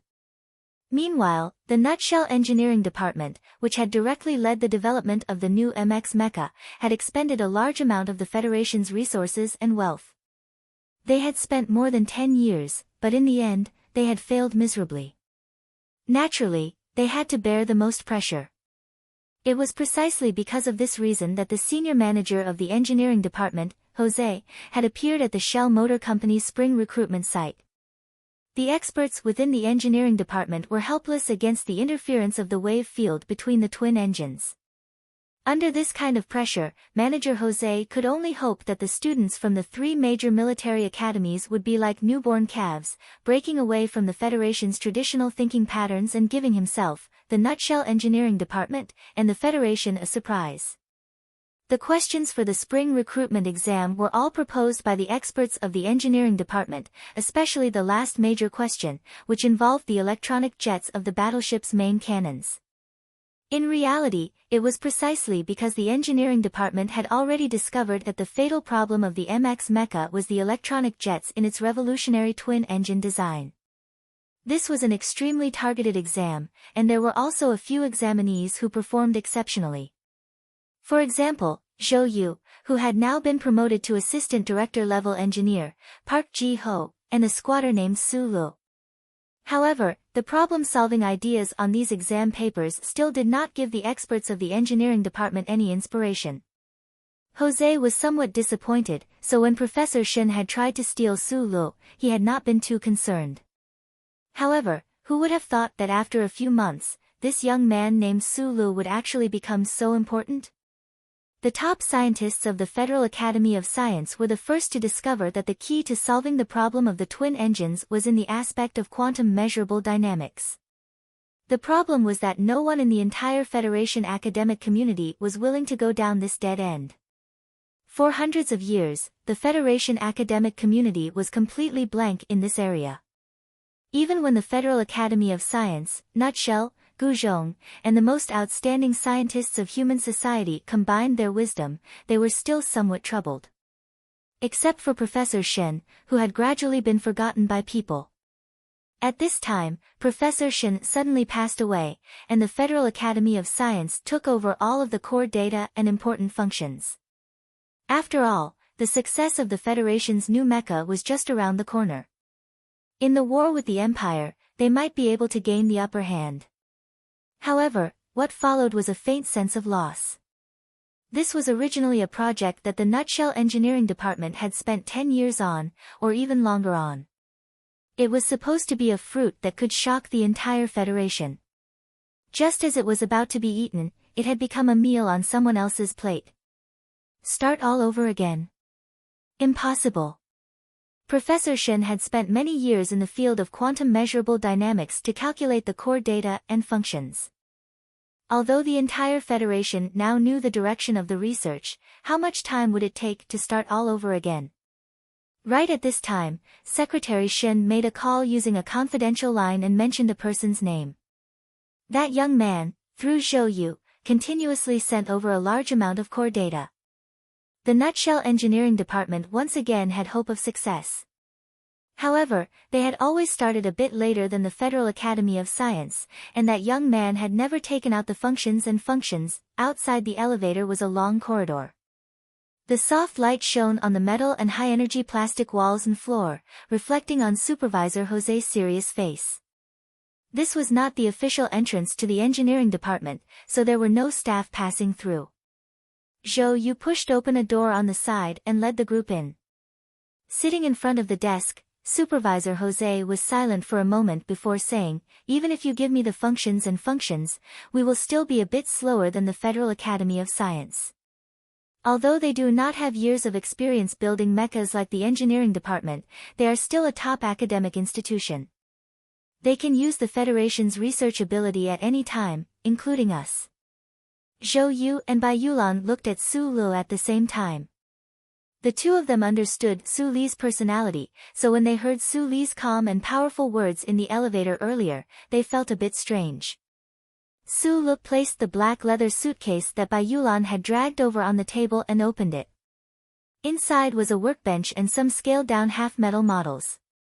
There were also some unfamiliar and intricate chip sets and transmission devices that he did not know the purpose of. The Federal Academy of Science has the core data and functions, but other than that, I have a mature solution. Mature solution? Hearing these words, Supervisor Jose and Zhou Yu's faces showed extreme shock. Even Bai Yulan, who had been quietly lowering her head, slowly raised her head. She narrowed her eyes at Su Lu, trying to discern the truth of his words. The solution was different from the academic results obtained by Professor Shen after hiding in the small building for more than a decade. It was a realistic solution for the MX mecha. The entire Federation had tens of thousands of experts and scholars, all for the sake of the MX mecha. They had no appetite for food or drink, but they were still unable to solve this problem. Now, the Federal Academy of Science and the Engineering Department, relying on Professor Shen's precious legacy, were gradually approaching a solution. The red sun was still below the horizon, but at this moment, a 20-year-old technician who had no academic background from any famous school, who had a military background, who had only spent a few months in a research institute, said that he could solve this problem. Even though Su Lu had once been Professor Shen's assistant researcher, in the eyes of the Federal Academy of Science and the Nutshell Engineering Department, he had only been lucky enough to obtain the data. It did not mean that he himself had any ability. Jose stared straight into Su Li's eyes, trying to discern whether this young man was crazy, or there was just a sliver of possibility in what he said. Not to mention a mature solution, as long as a feasible idea was provided, this senior supervisor of the Nutshell Engineering Department would be willing to kiss the other's feet. During the spring recruitment exam, Jose had understood Su Li's ability. He knew that this was an extremely talented young engineer, but he really found it hard to believe that in just half a year, the other could transform into a person who could save the engineering department. The room was silent for a long time. Supervisor Jose stared into Su Li's eyes, then suddenly slammed the table and said in a deep voice, "Prove it." The entire Federation, Li Xiuzhu, Dean Lin, Secretary Shen and many of the other secretaries, as well as the people from the Nutshell Engineering Department, had all underestimated Su Lu. Probably only Lady Tai, who had vaguely guessed something through that little blue device, believed that Su Lu had this kind of ability. No one knew that before Professor Shen had died, he had already begun to attempt to solve the problem of the MX Mecha's twin-engine electron jets with the little kid Su Lu. With this Grandmaster leading the way, Su Lu relied on the imaginative design ability trained by Uncle Feng Yu, as well as the countless blueprints bestowed upon him by that great existence in his mind. As early as several months ago, following the continuous fine-tuning of the electron beam anesthesia images on the holographic screen, the old man and the young man had long been close to success. It was not difficult to prove this point. Su Lu slowly and seriously entered the data on the workbench he carried with him. The 3D diagram on the holographic screen was enriched pixel by pixel, gradually taking shape. Half an hour had already passed. Su Lu entered the most feasible plan in his mind into the workbench, then pushed the black leather case around and placed it in front of Supervisor Jose and Zhou Yu. He lowered his head tiredly, but behind him, Bai Yulan silently raised her head. Bai Yulan was not very familiar with these cutting-edge technological achievements of the Federation, so she only stared at Supervisor Jose and Zhou Yu's expressions. Supervisor Jose's expression was very strange, like a ball of vegetables thrown into a pot of oil. Sometimes it was green, sometimes it was black, sometimes it was fresh and tender, and sometimes it was as anxious as fire. Beside him, Zhou Yu was not much better. The ace student of First Academy, a gentleman as gentle as jade, had an extremely strange expression right now. Su Lu retrieved the workbench. His index finger lightly tapped on the button, and the preliminary solution on the holographic screen instantly turned into countless dots of light and disappeared.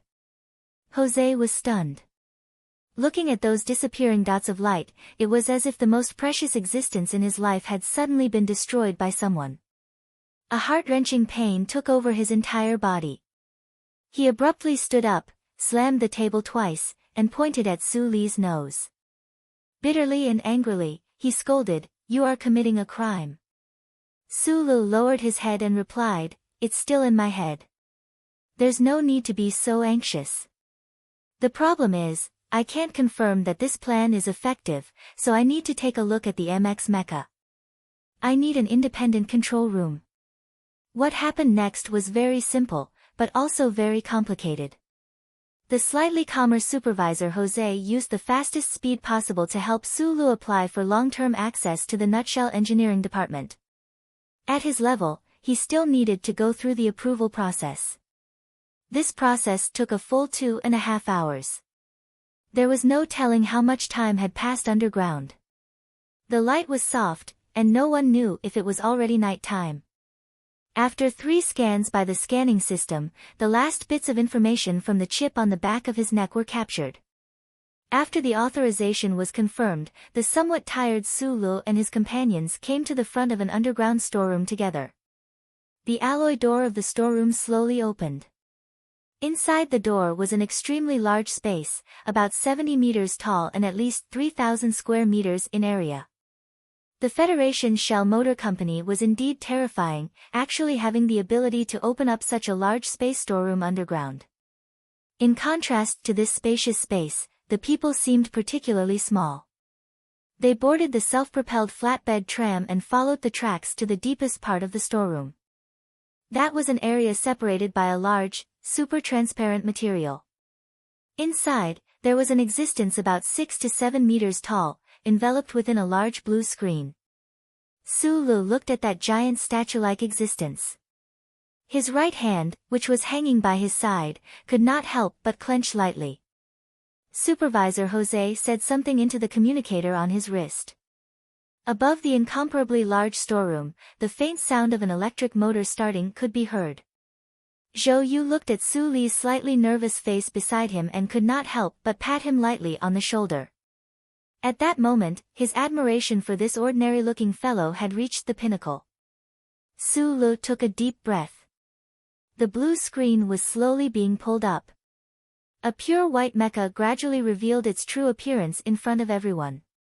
Even though its entire body was covered in dust, and the mecha's abdomen still had terrifying scars from the explosion, that pure, even somewhat holy, whiteness still seeped out, entering everyone's eyes. Sulu narrowed his eyes. At the same time that he felt a sense of awe, he could not help but feel a little strange. Why did such an important, epoch-making mecha look so wretched? Behind him, Bai Yulan also slowly raised her head at this time. She looked calmly at the mecha, but a strange feeling welled up in her heart. She was very familiar with it. Because nearly a year ago, this white, insufferably arrogant mecha had self-destructed under her control to become what it was before her eyes. Suddenly, a large amount of light blue liquid sprayed out from the roof of the storeroom.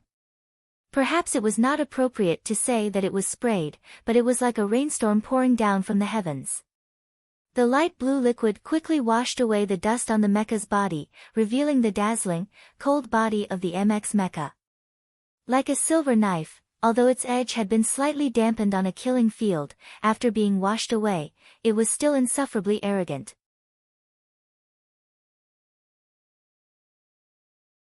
Chapter 216. Love at First Sight, Life Hanging by a Thread. From the moment he saw the MX mecha, Sulu had fallen in love with this thing. Just like many years ago, when he had seen the beautiful lines of the B2 vacuum seam on the entrance of the cafe. This was a feeling that came from his bones, making him feel numb and itchy. The exterior of the MX mecha was pure white. After being cleaned with a special light blue liquid, it was as smooth as a mirror. Just by looking at it with the naked eye, it could be seen that the air damping coefficient on the surface of the mecha had been reduced to the lowest possible level. The white substance was a new type of composite material. Su Lu had seen the relevant records in the Husk Institute's database. This material covered the surface of the alloy in the form of extremely fine particles. The meshing was very tight. Other than the effects of resisting high temperature and radiation, it also had the bonus of weakening enemy electronic interference. On this layer of composite material, it could be recolored so that the mecha could obtain rough camouflage abilities in different environments. The surface of the MX mecha was a combination of the most cutting-edge technological achievements of the Federation. Who knew how many dazzling designs there were for the internal power system and transmission system? The four of them stood in front of the transparent barrier, looking silently at the pure white MX mecha. The light blue liquid slid down the smooth surface of the mecha and finally fell to the ground along the alloy mechanical legs.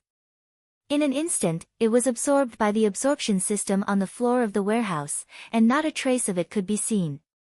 It was like a lotus flower after the rain, the dewdrops rolling on the green leaves and finally falling silently into the lake, giving people a sense of beauty that was quiet to the extreme. The four people present all knew that once this epoch-making mecha full of quiet beauty moved, it would become a sharp blade for the Federation, cutting through the universe that had been silent for more than 10 years. The revolutionary dual-engine design, the powerful power output, the supportive speed increased by an order of magnitude.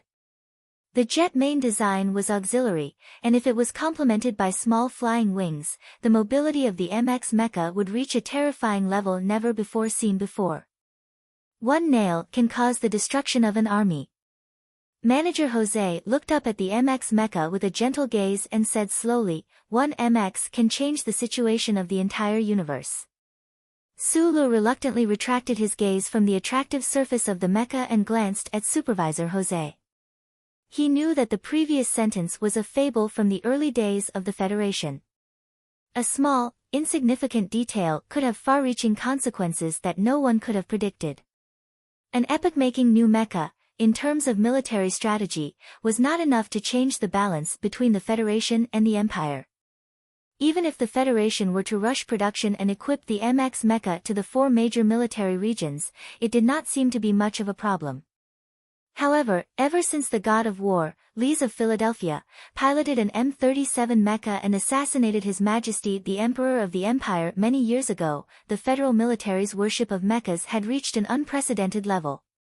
This was not just a kind of emotional fanaticism, but because those military strategists in charge of strategic planning had suddenly discovered that as the photon energy weapons of warships gradually lost their usefulness, strategic battles on the planet and on land had to rely heavily on the fatal consequences of special operations to a large extent. This entire set of tactics was known as low-limit assault warfare. Although it was not a proper strategic advance, if it could achieve the objective of the battle, it could bring great benefits to the Federation. Unfortunately, in the entire Federation, only the God of War, Lees of Philadelphia, had the ability to carry out such a terrifying mission. Thus, the Federation could only put an effort in the performance of the mecha itself.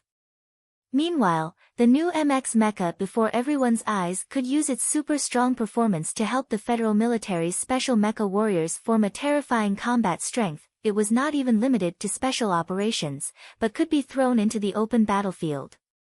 It was precisely because of this that the entire Federation had been so enraged and shaken by the failure last autumn, and why both the Academy of Science and the Engineering Department were so anxious now. Sulu understood this. Narrowing his eyes, he looked at the solemn beauty of the white MX mecha. An image naturally appeared in his mind, a special operations team formed by 30 MX mecha, successfully breaking through the Empire's electronic surveillance network like a sharp blade, heading straight for the enemy's headquarters. However, the image in his mind quickly changed to that of a lone MX mecha.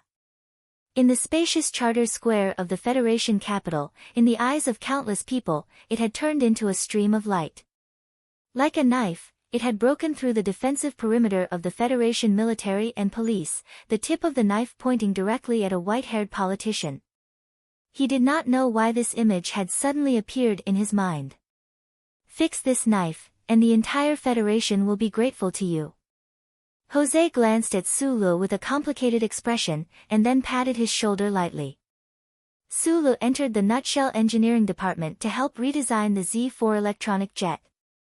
All of this was carried out under absolute secrecy.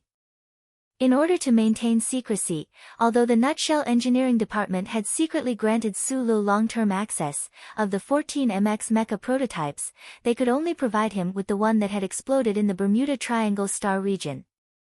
At the same time, Jose had given Sulu a spare top-secret workshop for him to use, and it was precisely this large warehouse they were currently in. The transparent barrier had already been removed. Sulu connected his black leather case to the central control computer in the warehouse, and then began his own work on the workbench. He did not lament about anything, nor did he waste any time, immediately starting work. Behind the large metal wall, a bracket held the white MX mecha's large body in place, and 3 large automatic maintenance robotic arms reached out from behind the wall. Due to the explosion of the twin engines, the power output of this half-abandoned prototype was completely dependent on the high-voltage power source behind the wall. Bai Yulan stood silently behind Sulu the entire time. Occasionally, she would lower her head to glance at the complicated blueprints and command inputs on the screen of the workbench. Occasionally, she would raise her head to watch that MX mecha perform some very rigid movements under the command of the data commands.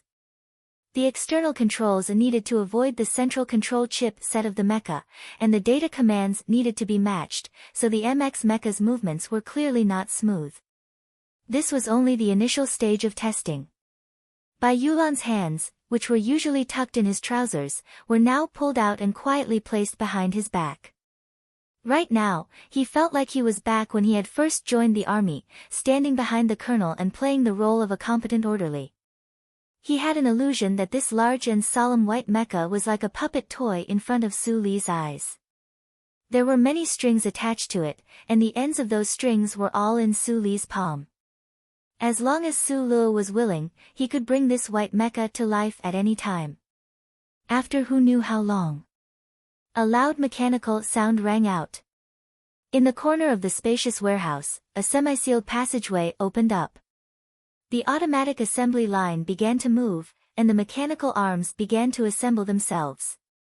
An automatic equipment control room for the design of electronic jets began to take shape. After lowering his head for a long time, Sulu finally raised his head. After this period of testing and research, he finally had a rough understanding of the internal structure of the MX mecha. In the past, when he was in the research lab, he had been amazed by the beautiful design of the twin engines. Today, in the internal computer of the engineering department, he saw even more of the MX mecha's marvelous design and genius structure. His heart was once again shaken. He left the workbench and walked to the bottom of the MX mecha. Reaching out, he gently patted the cold alloy tracks of the mecha and narrowed his eyes. Now, in his eyes, the MX mecha's metallic white armor had all been stripped away.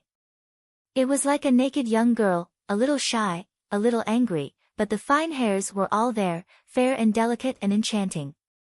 There was no external appearance, only those complicated internal power output devices, alloy spherical joints, the genius design of the twin engines, and those densely packed circuits and chipsets. But it was precisely this that made it even more beautiful. In the 10-odd years since Professor Shen had entered the building, Sulu had also worked diligently for 2 whole days and 2 nights in the spare warehouse of the engineering department. In these dozens of hours, he had not rested for a single minute. His food and water had all been brought to him by Magnolia. He had not seen it with his own eyes, but he knew that behind the mecha, behind the thick walls, there were many extremely professional and respectable engineers in the Nutshell engineering department. They were busy as he was, according to his requests, preparing all kinds of data, as well as parts and semi-finished products that were continuously sent over through the semi-sealed assembly line. Su Lu was a man, not a god. He would never be able to complete all the changes to the powertrain system of the Federation's new MX mecha on his own. Fortunately, he now had the support of the most experienced group of engineers in the Federation, although those engineers might never know who the designer they were currently assisting was. There was a glass bridge above the top-secret operation room in the Nutshell engineering department. Supervisor Jose was holding a cup of coffee. Through the transparent material under his feet, he looked at the engineers who were working in silence. He watched as they drank coffee, crossed their legs, cursed, sometimes exclaimed, and sometimes frowned. Su Lu had provided a solution. To complete this solution, he still needed these subordinates of his. Supervisor Jose narrowed his eyes.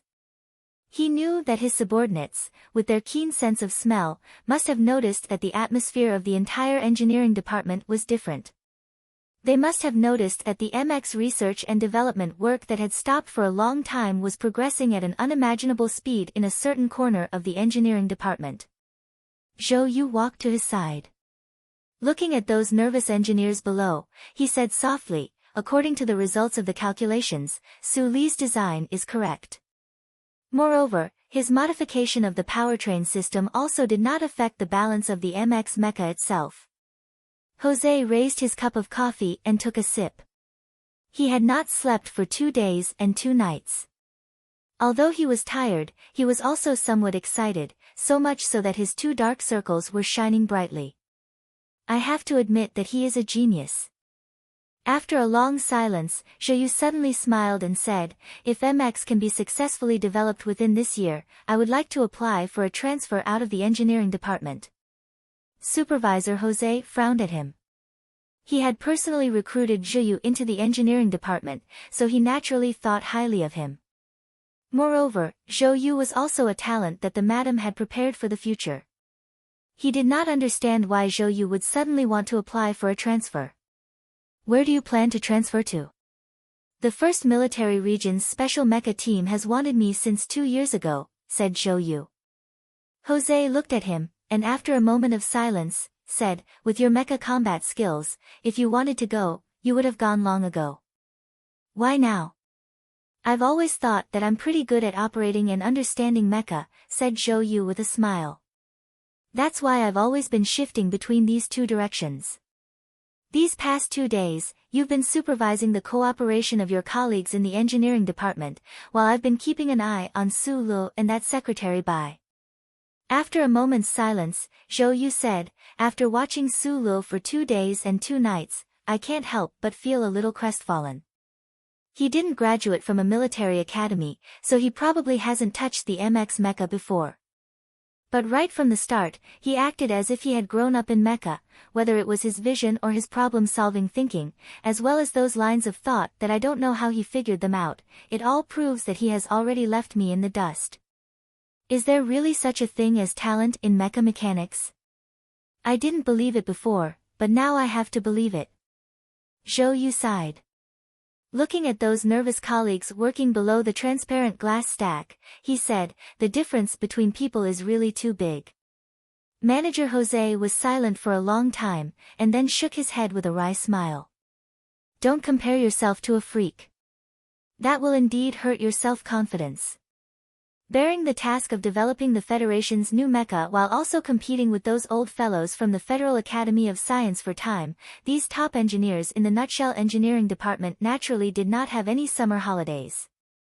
However, it was inevitable that they would feel a little unhappy. However, when they found that the task assigned to them by the Chief Technical Control Department, these talents with IQs above 170 all noticed something strange. What they were doing was providing technical support. According to a request from some sort of warehouse in the engineering department, they were responsible for providing data models and performing massive amounts of calculations. What shocked them the most was that after they provided relevant reference opinions, the other party's feedback would come extremely quickly. In the blink of an eye, a completely different blueprint would be provided. The engineers were all stunned. They thought that even those arrogant fellows in the Husk Institute would not be able to make such a correct response in such a short amount of time. For a moment, they actually felt a faint sense of admiration for that mysterious engineering participant. Of course, they did not know that in the empty warehouse not far away, there was only a lonely young technician working hard. Otherwise, they would definitely be like Jose and Zhou Yu, seeing the other party as a freak. Zhou Yu leaned forward on the handrail of the transparent glass stack. Looking at the busy engineering department, he thought about the lonely figure in the empty warehouse not far away. His expression was a little complicated. He sighed and said, I have a very childish, naive, and impulsive idea. Is it possible to give that kid a hammer and add a few tons of scrap metal? He can also build a mecha.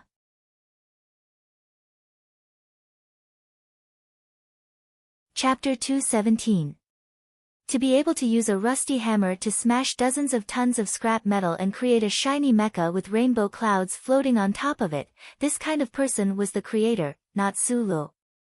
Su Lu had also swung the peace axe in the Nutshell laboratory. He had also found a mecha central control chip in the garbage in the Donglin district. However, he was still only one person. However, Zhou Yu's sigh was not entirely wrong. After all, Su Lu was indeed a freak. 2 years ago, when he was escaping from the Donglin district, he was able to repair an M01 mecha from the early 37th century era by relying on simple tools and broken household electrical components in the ancient Bell's waste storage compartment. Although the mecha had only taken one step before it broke into countless parts, almost smashing into the cute little watermelon, it at least proved that Su Lu had a natural talent for machinery.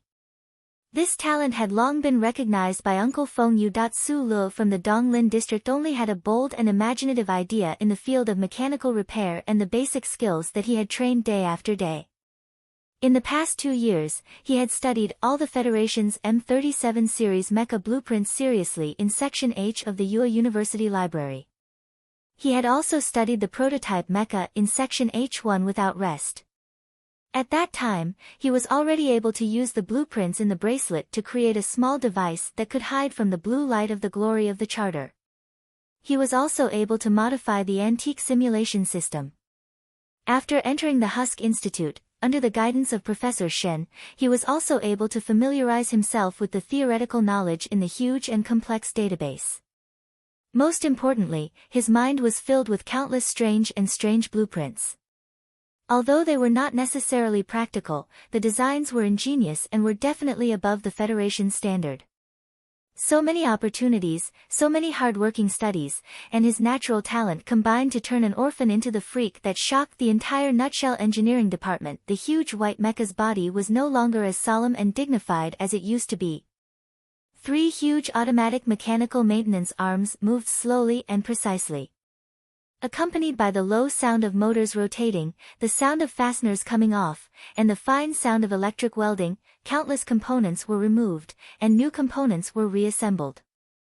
The joint transmission device was rerouted, and the hidden weapon system was placed on the operating table like the bleeding internal organs of an animal, and it was disregarded by the people. The alloy armor covering the white composite material had already been completely removed, and the large, high-strength frame was exposed to the air. The left half of the MX mecha looked as though it had been hollowed out, looking somewhat terrifying and awkward. The entire MX mecha was now like a giant zombie emperor from the legends, wearing tattered clothes and carrying a heavy, rusty hammer.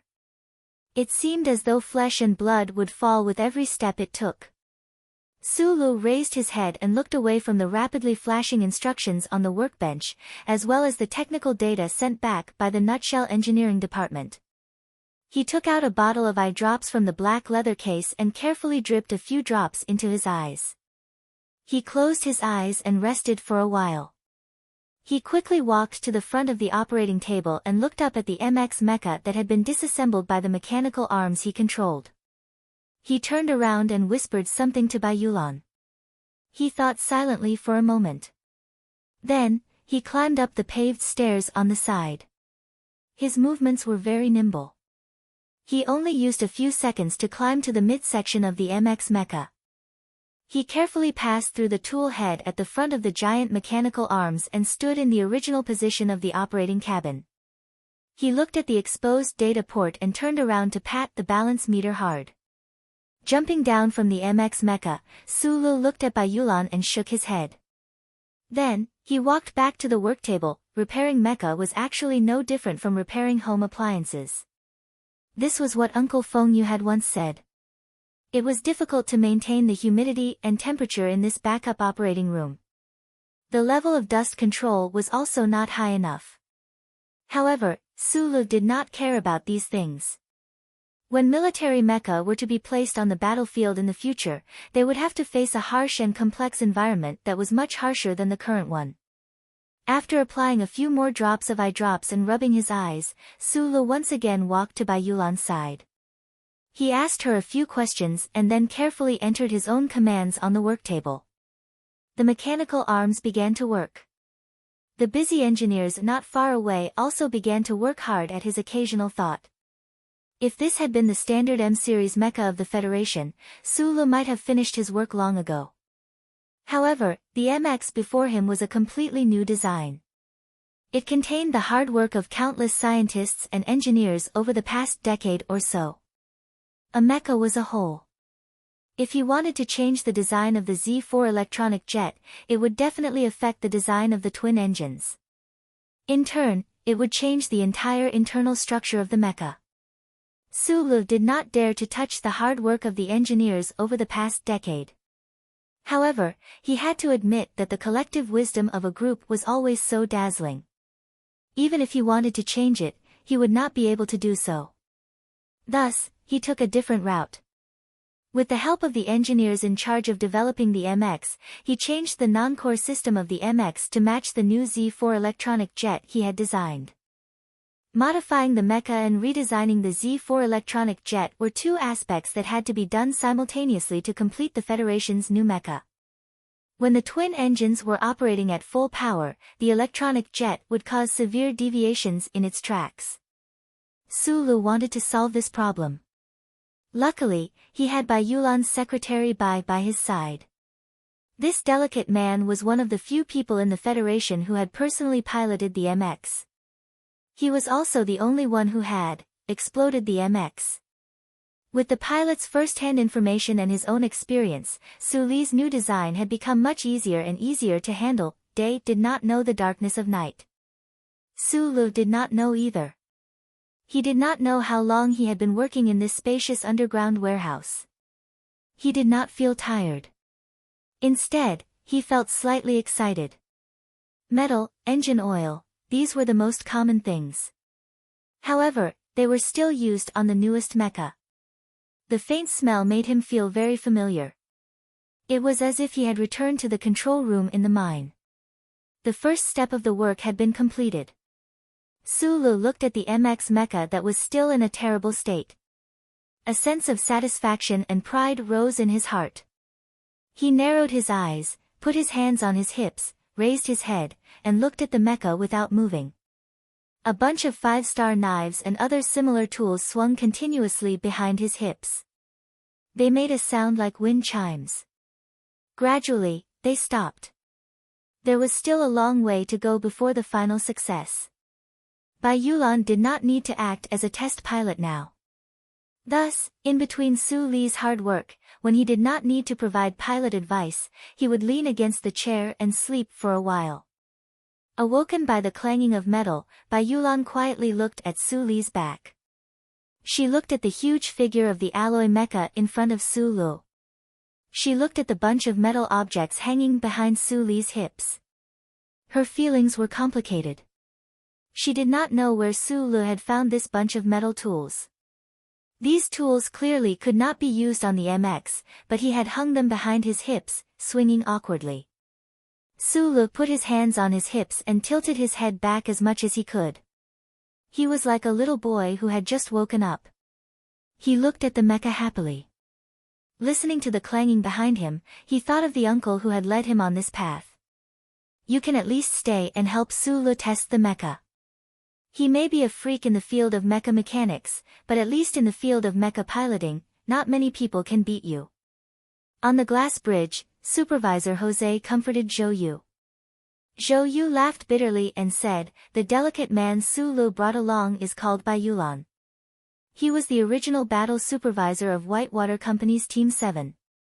The scrapped MX they are currently modifying was scrapped by him." Jose was slightly taken aback but did not say anything more. A pilot who could be selected by the federal military to carry out the Bermuda MX experiment mission was undoubtedly extremely outstanding.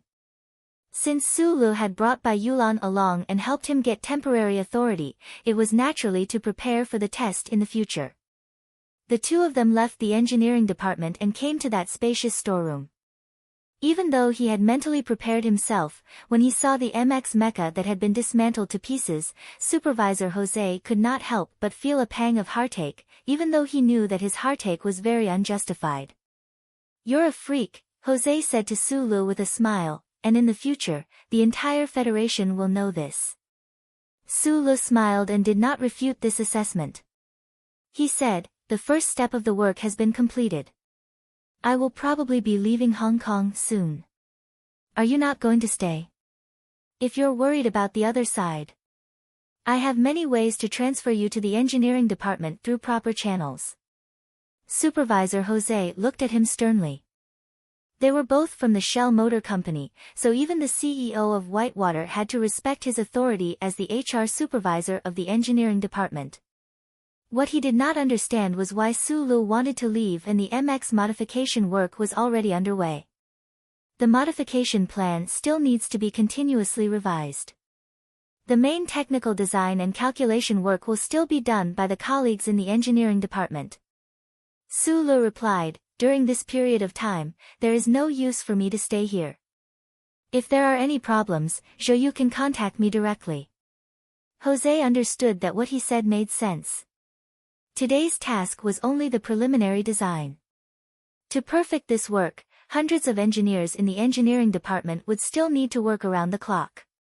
During this period of time, it did not matter whether Su Lu was here or not. But subconsciously, Jose did not want to let Su Lu leave. He only looked at this young man's calm but determined expression, so he did not say anything. Bai Yulan frowned slightly. She guessed that Su Lu was probably stalling for time, but why was he stalling? Supervisor Jose did not notice anything unusual, but he felt it. Sulu glanced at him. If the Nutshell Engineering Department was the first to successfully develop the MX Mecha, it would undoubtedly be a harsh slap to the faces of the bunch of old men at the Federation's Academy of Sciences. The Nutshell Mobility Company, which had been sullen for almost a year, would definitely be able to hold their heads up high. The person who created the MX Mecha would be involved in the presidential election. The contrast between the influence of Senator Pabre's side and that of Senator Ross Macklin's side would cause the Federal Academy of Science to be pushed back, breaking the secret agreement between the two sides. That dean surnamed Lin would probably not stand up to support Macklin's side in spite of his anger. But to Sulu, this kind of ending was far from enough. He treated this world kindly, but if anyone in the Federation crossed his bottom line, he would hold a grudge. For example, Macklin and Dean Lin were both his targets. Although they were high up and extremely far away from him, he believed in the power of technology. When the Federal Academy of Science successfully developed the MX Mecha according to the core data and functional formulas in the laboratory and announced it to the public, Sulu really wanted to see how embarrassed Professor Shen, who had relied on plagiarism and trickery to stand at the top of the Federation's academic circle, would be. Sulu did not tell anyone about the tampering with the data in the laboratory. He felt that Bai Yulan had guessed something, but he did not explain.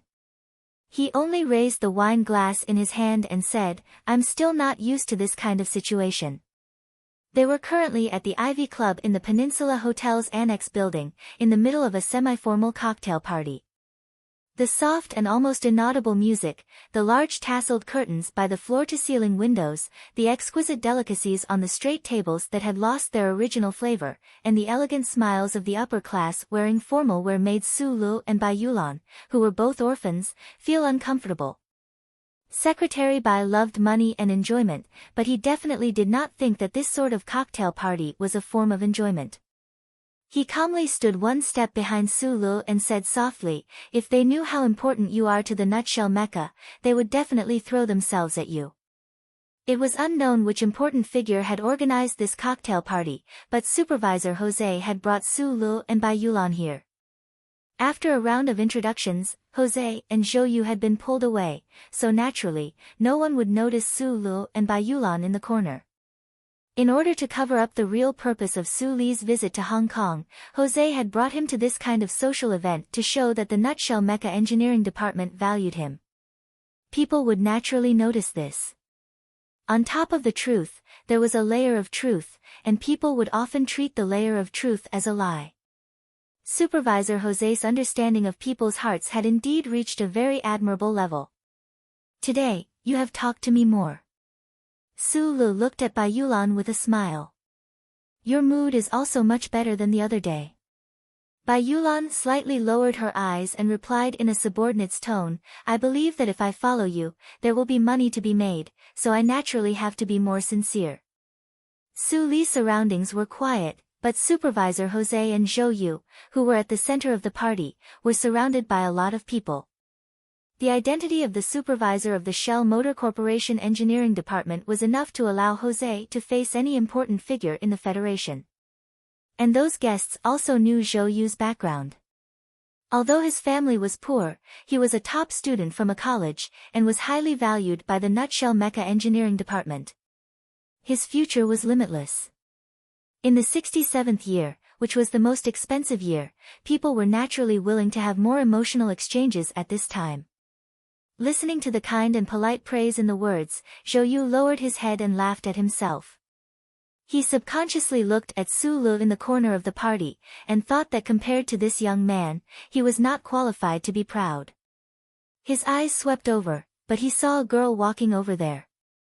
He could not help but feel a little surprised. Slightly nervous, Nan Xiangmei, whose beautiful and dignified face was a little rosy, walked in front of Sulu in small steps. Sulu looked at her thick black hair that was slightly curled at the end. He could not help but be a little surprised, and immediately said with a sincere smile, "Hello. I am 500 votes away from Old Duan, but Tudo is only a little more than 100 votes away from me. It's exploding." Why is the situation even more tense? I am ashamed. I will send another 2,000 words later. What am I trying so hard for? It's the monthly votes in your hand. If you vote tomorrow and vote at the end of the month, why don't you vote now? Ah jia, nan xiangmei.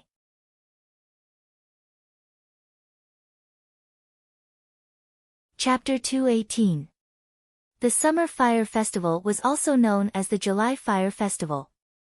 According to ancient customs, passionate men and women would confide in each other during these passionate nights. This custom gradually faded in the history of the Federation, but it was still maintained in some states of the S3 region. After seeing off her good friend Miao Miao at the spaceport, Nan Xiangmei felt a little sad about the separation.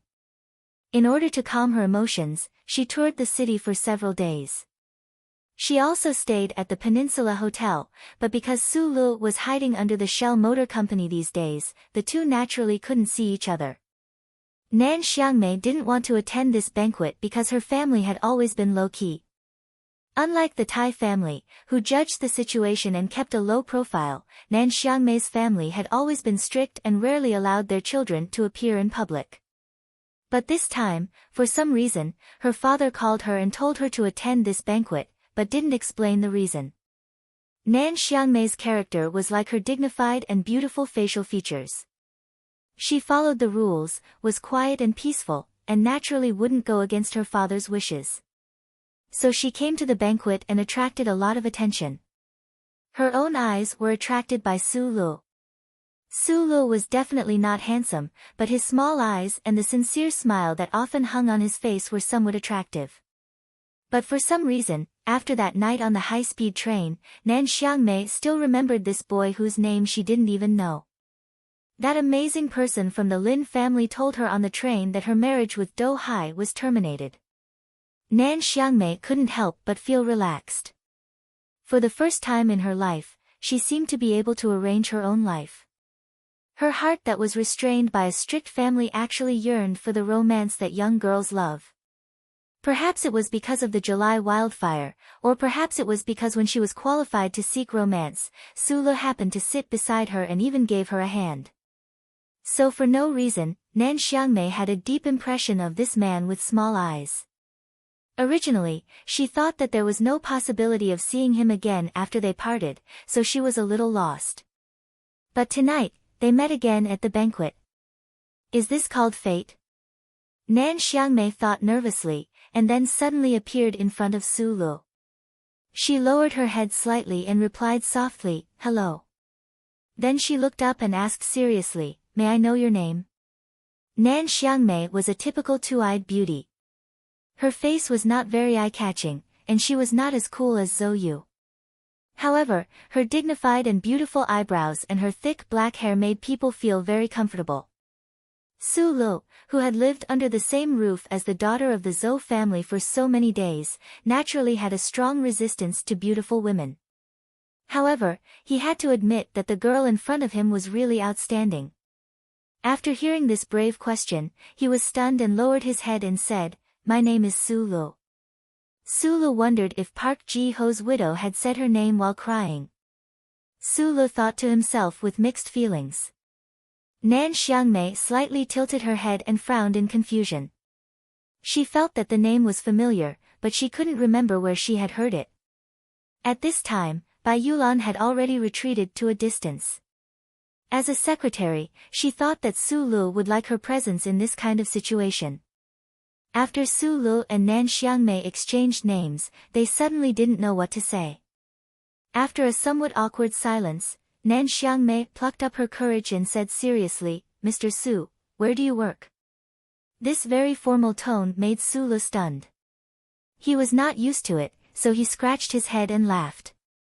Nan Xiangmei couldn't help but cover her mouth and laugh. Her family was so strict that it was even a little rigid. There were not many opportunities for her to talk casually with the opposite sex except for Do Hai. She didn't expect that the person in front of her named Su Lu would have the same stiff reaction as her. Just as Su Lu was about to answer, suddenly there was a sound of footsteps. A figure directly walked past him and rudely bumped into his shoulder.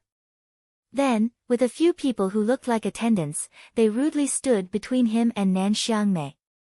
That person smiled and said something to Nan Xiangmei, then turned around and looked at Su Lu indifferently. The person who came was a young man. He was wearing a light blue suit made of light linen and excellent tailoring. It gave the casual summer style of a formal suit. It was particularly suitable for him to appear in this high-class banquet. Even the somewhat frivolous light blue suit didn't cause any discomfort at this moment. Do Hai. Nan Xiangmei was a little displeased, but she still kept her calm voice. She didn't want this person to misunderstand anything, because she was very clear about how terrible the family behind this young man was. Although they were in a banquet, the cultivation of an aristocratic family wouldn't let him do anything immediately, but if Su Lu didn't have enough vigilance and really offended this person, she would feel very guilty. I am Nan Xiangmei's fiancé, Lin Do Hai. Who are you? Lin Do Hai looked at Su Lu. The meaning of this sentence was very ordinary, but the direct sentence revealed a sense of unpleasantness. Hearing the two words Do Hai, Su Lu thought of the words that the man on the high-speed train said to Nan Xiangmei. He knew that the other party must have an unusual relationship with Nan Xiangmei. He was prepared to forget about the previous impolite bump, but he didn't expect that the other party didn't have the intention to keep the peace. The children of the 7 great families I know are generally more polite. Su Lu looked at Lin Do Hai and said with a smile. The 7 great families, in the hearts of ordinary Federation citizens, were distant and unreachable existences. They would subconsciously respect or lower their heads, but that didn't include Su Lu. He washed the hair of the little princess of the Zhong family, took the Tai family's young master to have sex, and watched the little stars dance with the Li family's 7th child. In front of him, the 7 great families didn't have the slightest sense of mystery. On the contrary, because of his many past experiences, he was used to silent and smiling, and he rarely gave these children of the 7 great families. Lin Do Hai, so he was a child of the Lin family. So what? Although the Do Hai was vast, it was still not as real as the mountain. Hearing Su Li's words, Lin Do Hai's expression changed slightly. Nan Xiangmei was also a little surprised. Both of them didn't expect that this small-eyed man seemed to know their family background from the beginning. At this moment, the phone in Su Li's clothes suddenly rang. After answering the phone, his expression changed slightly. After a while, he slowly relaxed and asked nervously, "It's good that you're fine. Why did you bring it forward?" "I'll be right back." After hurriedly saying these 3 sentences, Su Lu nodded to Nan Xiangmei as a sign of respect. Without even looking at Lin Do Hai, he walked to the center of the banquet and pulled Zhou Yu out of the crowd. After whispering a few words to him, he quickly left the banquet. Secretary Bai, who was usually quiet and silent, quietly followed behind him. She felt a little strange. Even when entering the core area of the engineering department, Su Lu didn't seem to be so excited and nervous. Who was on the other end of the phone, and what did they say? Lin Do Hai looked at the leaving figure and listened to the attendant's words. He couldn't help but feel angry. The children of the aristocratic families were naturally well-mannered, but the other party was just a 3rd-level technical supervisor. Coupled with the previous scene, it was difficult for him to accept that the other party just left.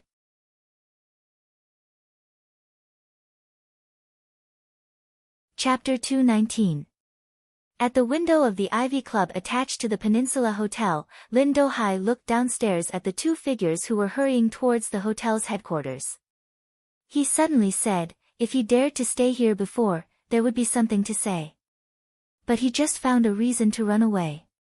His previous calmness was just a pretense. Behind him stood a middle-aged man. This middle-aged man wasn't tall. He wore an old-fashioned light silver shirt and had a very thick neck. He looked like an iron weight. Listening to Lin Do Hai's words, this man didn't continue. Lin Do Hai took a deep breath and said with slight ridicule, "This kind of scheming person appearing next to Xiaomei is really worrying. Xiaomei has a docile temperament and doesn't know the dangers of society. She is easily deceived. I don't want to see this kind of thing happen. You go and keep that person here. Don't hurt him. I just want to ask him where he came from. The short and strong man was silent for a moment. He knew very well that young Master Dohai, who he served, wasn't as cultured as he was now. The so-called keeping young Master Dohai and Miss Nan Xiangmei being deceived were just excuses. Young Master Dohai just didn't like that young man. Yes. The short and strong man bowed his head and answered, but sighed in his heart. What did you ask Uncle Kong to do? Nan Xiangmei walked to Lin Dohai's side and seriously stared into his eyes. At this time, the banquet was still going on. Although most people in the banquet didn't know the true identity of Lin Dohai and Nan Xiangmei, they could sense that this young man and woman had extraordinary family backgrounds. No one rashly came forward to disturb them. Uncle Kong was the short and strong man beside Lin Dohai. The Lin family and the Nan family were old friends. Nan Xiangmei was very clear about Uncle Kong's terrifying strength. Seeing Uncle Kong being ordered to leave by Lin Dohai, she couldn't help but begin to worry about the young man called Su Lu. Lin Dohai turned his head and looked at her with a smile. You are my fiancé. I have always taken pity on you. Please respect me. Not all the big shots in the Federation were as deep as the sea. Many of them were just lucky guys. As one of the 7 great families of the Federation, the Lin family naturally wasn't a family that relied on dumb luck.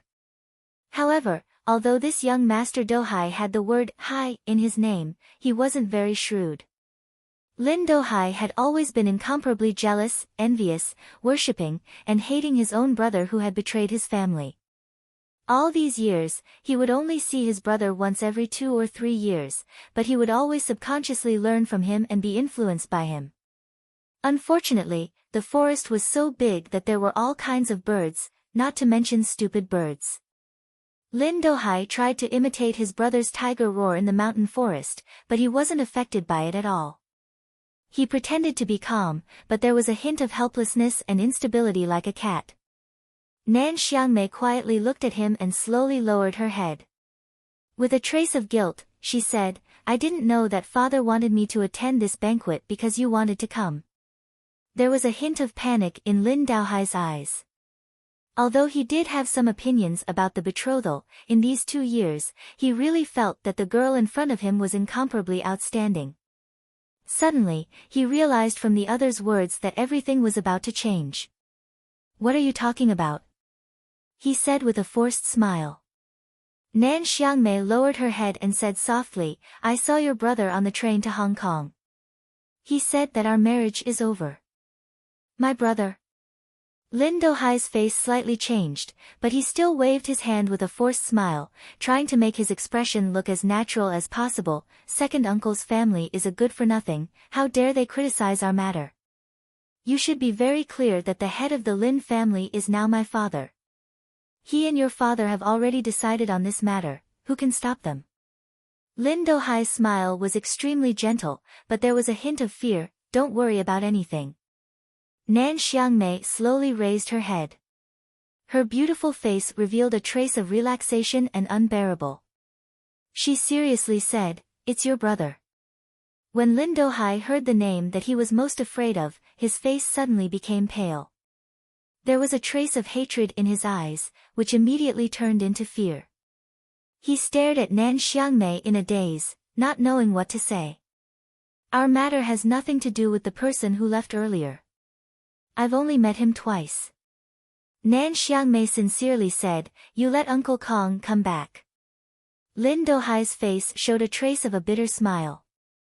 He didn't understand why his elder brother, who had long betrayed the family and cut ties with the family circle, suddenly went to see Nan Xiangmei. He also didn't know why his elder brother suddenly said those words to Nan Xiangmei. But he knew that although his father had angrily cut off the relationship with his elder brother, in his father's heart, his elder brother's position was far more important than his own. In order to welcome back his elder brother, his father was willing to do anything, but his elder brother disdained him. Now that his elder brother had spoken about his marriage, even if his father was angry, he must respect his opinion. Who told that person to be called Lin Banshan? Lin Dohai lowered his head. He had never felt so defeated in his life. He immediately clenched his fist and said, "He can control our marriage, but can he control who I teach?" Knowing that Su Lu had something urgent to deal with, Bai Yulan booked the nearest night flight and also bought herself a high-speed train ticket back to the capital special district overnight. He was responsible for leaving with the silent black suitcase, so it was inconvenient for him to take the plane. After packing their luggage in the room on the top floor of the Peninsula Hotel, Su Lu and Bai Yulan walked out of the magnificent hotel lobby and waited for the car that the hotel had called for them. Su Li's face didn't have the usual calmness at this time. He was slightly nervous. Bai Yulan glanced at the side of his face and lightly stepped forward. Standing beside him, she asked softly, "Since you know that the other party is the young master of the Lin family, you shouldn't be so direct with your words." Bai Yulan was currently playing the role of a secretary. In addition to booking tickets, she naturally had to help Su Lu analyze the situation. He was a person with good professional ethics and was also a very sensitive person. He had long noticed that after the news in Sector S2, whether it was in the underground workshop of the Nutshell Engineering Department or at the previous cocktail party, Su Lu and the young man with the sincere smile from the Whitewater Company had gradually distanced themselves from each other. He didn't know what had caused a subtle change in Su Li's state of mind, but he thought it was a welcome change. In order to climb up in the strange world of the Federation, blindly being sincere was the style of a commoner. After all, it's a cocktail party. The children of aristocratic families have to pay attention to manners. The taxi called by the hotel would arrive in 3 minutes. Su Lu subconsciously touched his pocket. After thinking about it, he didn't take out a cigarette. Bai Yulan didn't say anything else. Since he had accepted the 20 million, he had to do the 20 million thing. He was gradually discovering Su Li's background and Su Li's strength. And the more he discovered, the more shocked he was. Although he still looked calm on the surface, his emotions were already there. When he had checked out at the Peninsula Hotel, Bai Yulan found out that Su Lu wasn't a rich person. To be more precise, Su Lu himself didn't have much money left. This fact made him sigh with emotion that he did not show on his face. If a person had 200 million Federation dollars and gave Bai Yulan 20 million, he would work very hard. But this young man only had 20 million, and he gave it all to him without any questioning or supervision. What should he do? Bai Yulan couldn't think clearly for a moment. The eye-catching yellow taxi quietly stopped in the courtyard. Su Lu and Bai Yulan walked down the stairs and into the darkness of the Peninsula Hotel where the lights couldn't reach. At this moment, a person quietly stopped in front of the taxi. It was Uncle Kong, who was beside Lin Dohai. Uncle Kong's height was just over 160 centimeters, but his body was incomparably strong under his silver satin clothes. Especially his neck, it was so thick that he looked like a person without a neck. "Mr. Su, young Master Dohai invites you over for a chat." Uncle Kong slightly bowed his head and said politely. Being polite didn't mean that he didn't have a fighting strength. When Uncle Kong lowered his head, one could see the bulging muscles on his shoulders, which were about to burst out of his moonlight clothes. A strong aura came over. Su Lu didn't have much experience, but Bai Yulan's eyes narrowed slightly. He was very clear that a person who could train to such a figure was definitely a powerful figure who had trained in a body training hall. Bai Yulan quietly stepped forward and stood in front of Su Lu without a trace. Her right hand was still carrying the heavy black leather case. Su Li's eyes swept past Bai Yulan's lowered face and fell on Uncle Kong. He narrowed his eyes. Earlier at the banquet, he had noticed the presence of this person beside Lin Dohai. But now, he only remembered one sentence that the man on the train had said. "That idiot Dohai." In the Federation, except for families like the Lees of Philadelphia, who were extremely powerful, the rest of the big shots were used to having a fierce bodyguard by their side. People like President Sieg, who were at the pinnacle of power, naturally had countless agents of the Special Task Force protecting them. Secular families like the seven great families, on the other hand, trusted their own experts more. Like Brother Zheng, who was like an iron spear by Li Xiaodong's side, or Butler Jean, who Su Lu had suspected many times but couldn't see through. Uncle Kong, who stood between them and the taxi, was undoubtedly such a person. Bai Yulan lowered her head slightly. Her steady right hand slowly left the handle of the case, and an extremely delicate knife slid out from her sleeve. She held it gently, as if she was holding a flower. The previous few times she had made a move, the knife would always appear in her hand silently. But today, she took it out directly, because she knew that it was meaningless to play tricks in front of this short person in front of her. Bai Yulan was very serious. Uncle Kong's eyes lit up. His two clumsy hands were exposed outside of the sleeves. He gently opened them, as if he wanted to grab a handful of the night wind and crush it. His surname was Kong Wu, and he was originally the personal bodyguard of Old Master Lin. But after the Lin family's change 12 years ago, Old Master Lin was so angry that he was bedridden and had not left the manor for many years. Now that the second generation of the seven great families had appeared, young Master Dohai began to appear in public, so Old Master Lin sent him to protect his only grandson.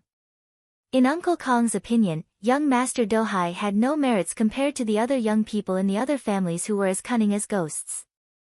Just like the small conflict at the banquet tonight, for example, he lost his sense of propriety because of a woman. This was not something that the successor of the Lin family should do. The delicate man in front of him was holding a delicate knife, but there was a sense of coldness.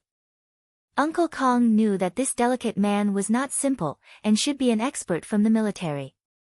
The key was that even a follower had such good skills, so what was the background of the small-eyed man behind him? After all, the seven great families could not cover the sky with one hand in the Federation, and there were still people that they did not want to offend. This young Mr. Su could say the identities of the two juniors of the Lin family and the Nan family, but he was only a small technical supervisor in nutshell. Who was he? Worry was only a faint worry, just like the saying in the Gu dynasty, one must be loyal to the emperor. Uncle Kong had never thought of disobeying young Master Dohai's orders. Since the young master wanted to vent his anger, then he would take the two people in front of him back and vent his anger first. As for any trouble after that, the elders of the Lin family would naturally come forward to appease them. At this moment, Su Lu suddenly said, "I don't want to offend Lin Banshan." From the moment he knew that young Master Dohai was from the Lin family, Su Lu began to guess the true identity of the middle-aged man on the train, and a name was on the verge of appearing. At this time, the scene was at daggers drawn, and if he did not agree to the other party's request, there would be a conflict. The problem was that the current Su Lu might not care about the seven great families of the Federation, but he always had some inexplicable fear and respect for the name Lin Banshan. Uncle Kong was silent for a while, then suddenly laughed in a low voice. "This matter has nothing to do with young Master Banshan." This personal bodyguard of old Master Lin felt a little humiliated because of Su Li's question. That young man's surname Su was not worried about him at all, but was only worried that young Master Banshan would make a move. The older the ginger, the spicier it was. Uncle Kong smiled and said coldly, "Please." Old Ginger was angry, and Su Lu was in a hurry to leave. Being blocked by this person called Uncle Kong, the anger in his heart gradually grew, but there was no change in his expression. He lowered his head and said, "You don't have a gun, right?" He did not know who he was asking, but Magnolia, who was holding a delicate knife in front of him, lowered her head and replied with a smile, "No." "Good." As the word came out of his mouth, a light lit up in the darkness of the Peninsula Hotel's side courtyard. It cut through the air and, with a shrill cry, slashed toward Uncle Kong's slightly dark face. At this moment, Uncle Kong's eyes narrowed, as if he was frightened by the light of the knife. The rough skin on his chin began to grow some very fine bumps. Bai Yulan's slash did not require any explanation. The angle of her slash was not tricky at all. It was just a simple slash, and it was indescribably clean and efficient. That delicate little knife, which was initially at his waist, was now at his opponent's face. Uncle Gu narrowed his eyes as if he did not see the sharp knife at all. However, his right hand, which had been slightly open, had already turned into a tiger's claw. It tore the night wind in front of him and, like a mechanical arm, went up to meet the knife. His middle and index fingers were separated, like two iron bars. They pinched Magnolia's thin wrist fiercely, and were about to break the tendons and veins in his wrist. If these two fingers pinched Magnolia's wrist, he did not know if Magnolia's wrist muscles and bones would break, but at least for a short period of time, he would not be able to play with the delicate knife like he was picking a flower. A mistake at the beginning would lead to more mistakes in the future. Uncle Kong did not expect that this delicate man with a knife would be so open and aboveboard with his first attack. However, he, who had been in danger for decades, had experienced many accidents. With a muffled groan, he used his powerful strength to take the initiative. However, the situation changed because Uncle Kong found that his fingers, which had been trained to pinch steel balls, could not pinch that thin wrist. The muscles in Magnolia's wrist tightened and loosened in an instant. The surface of Magnolia's wrist became slippery as if it was smeared with a layer of oil. If Magnolia moved forward at this time, Uncle Kong's iron fingers could still pinch the muscles on his forearm. The problem was that, from the beginning, Magnolia was not thinking about moving forward, but retreating. A strange smile flashed across his slightly lowered face. He took a step back and retreated. His nickname was Magnolia Oil. Uncle Kong's eyes were still narrowed. He suddenly felt that this delicate man in front of him was somewhat interesting. He was obviously a cold-blooded expert in the army, but he did not seek to win. From the beginning, he was thinking of a way out. How did this kind of person cultivate such a calm killing intent? He suddenly felt that something was wrong. His thick left leg took a step forward, and with a poof, a few tears appeared on his trousers. His iron claw-like hand was still clasping Bai Yulan's wrist, and he was ready to exert force. At this moment, another muffled sound rang out, but it didn't ring out from Uncle Kong's leg. Instead, it rang out in the quiet garden, on the ground. Moreover, the sound was so close that it was somewhat frightening. A booted foot suddenly stomped on the ground. The clean and smooth ground of the Peninsula Hotel was unexpectedly stepped on by this stomp, causing a few streaks of dust to appear. The dust was actually sprayed out from the gaps in the ground due to the tremendous force. Relying on the huge rebound force from the ground, a figure rushed past Magnolia's side. With a shake of the shoulder, using the joint as the axis, the arm swung out like an iron whip and smashed towards Uncle Kong's face. The moment the stomping sound was heard, Uncle Kong knew where he was wrong. All his attention was on the delicate man who was playing with the knife. He completely forgot that there was a Mr. Su behind the delicate man. In his opinion, this Mr. Su was either a member of some family with a different surname, or the son of some big shot in the political world. Because of some hobby, he became one of those pale-faced, skinny researchers in the Nutshell Mobile Company. Who would have thought that this Mr. Su was actually so fierce? Su Li's body did not look very strong, but when he smashed down with his arm, his whole body looked so valiant.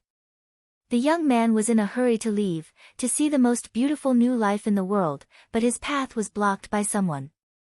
So he was angry, but he held it in. It was only when Bai Yulan made the first move that he quietly found the best opportunity to make his move. Under the night sky of Harbor City in July, his arm was like a meteor falling from the sky, as if it was going to burn everything.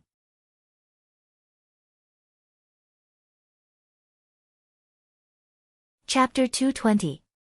Uncle Kong's pupils shrank as he felt a strong gust of wind blowing towards him. With a muffled shout, he clapped his hands together and released his grip on Bai Yulan's wrist in an instant. His right hand slashed out like a knife, knocking away Bai Yulan's other hand that was stealthily attacking him. Then, with a kick of his legs, he suddenly retreated backwards. In such a short period of time, he had made the most correct response and used his valiant strength to temporarily force Bai Yulan to retreat. However, it was too late for him to do anything else. He could only raise his arms to block both sides of his face and wait for Su Li's attack to come down. This was a very ugly posture. This was a humiliating posture for passively taking a beating, but it was also the most effective defensive posture. Uncle Kong had been through hundreds of battles and did not care about advancing or retreating for a moment. He only knew that the young man that young Master Dohai wanted to deal with today was not easy to deal with. He had to first block this fierce attack and stabilize the situation before asking for anything else.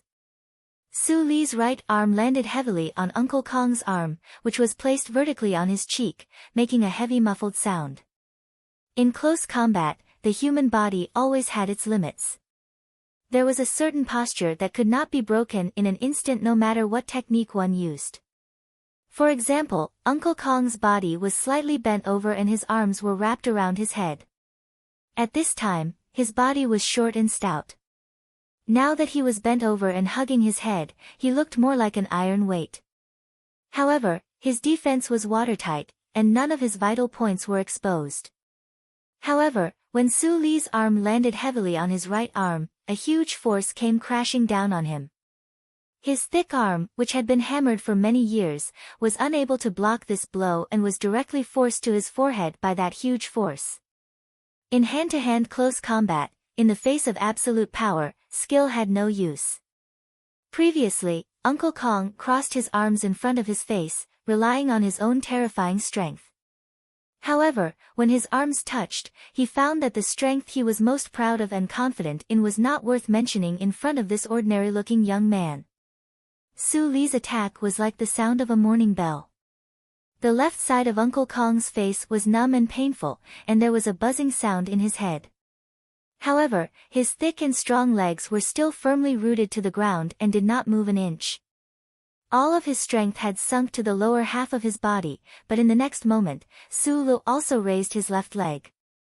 His calf bone seemed to contain the power of wind and thunder as it suddenly chopped down at a 30-degree angle, directly hitting Uncle Kong's supporting leg, which had the most strength.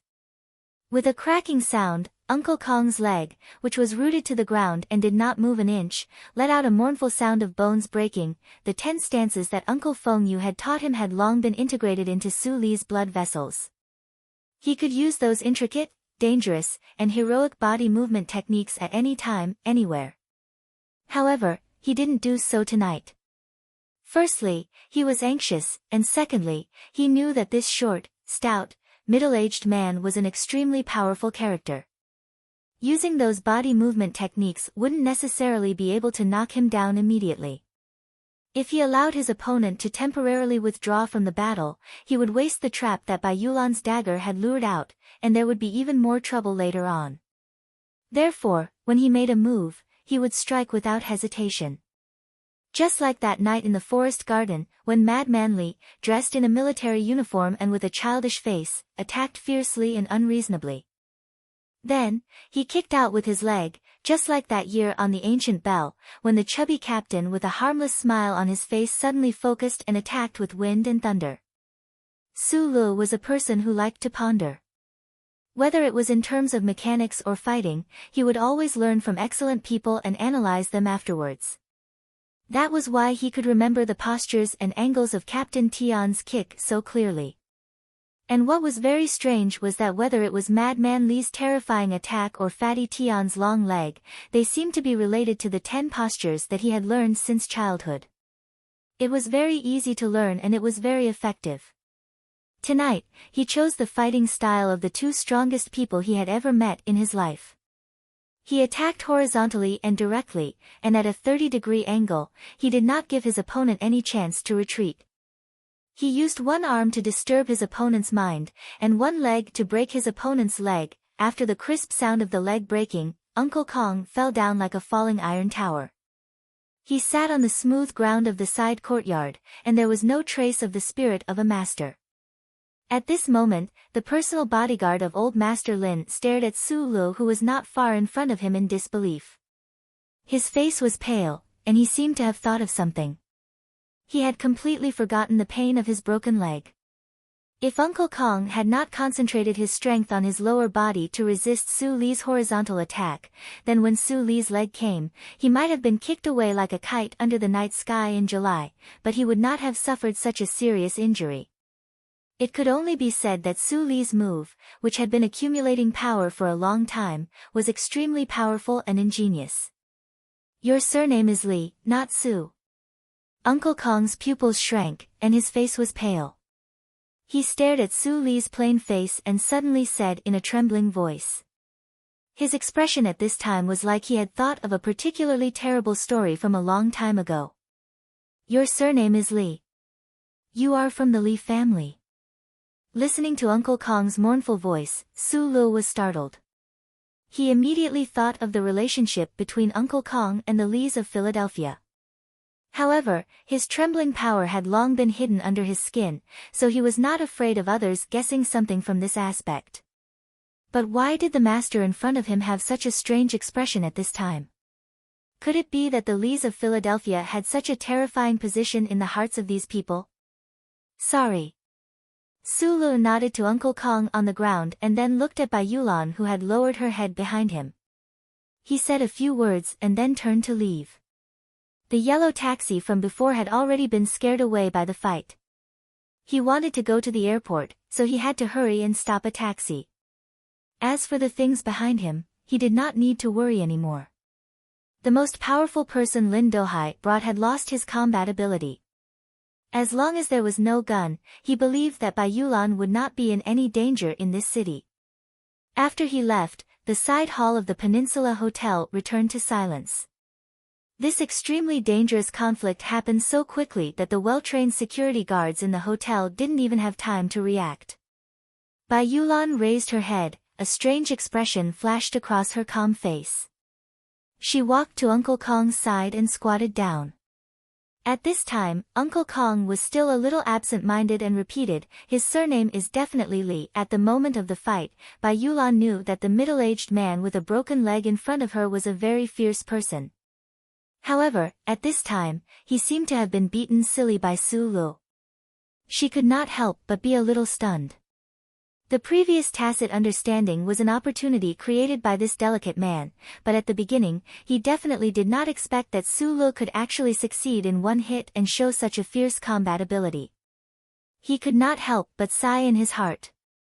If there was no gun by his side in the future, he would not provoke that freak.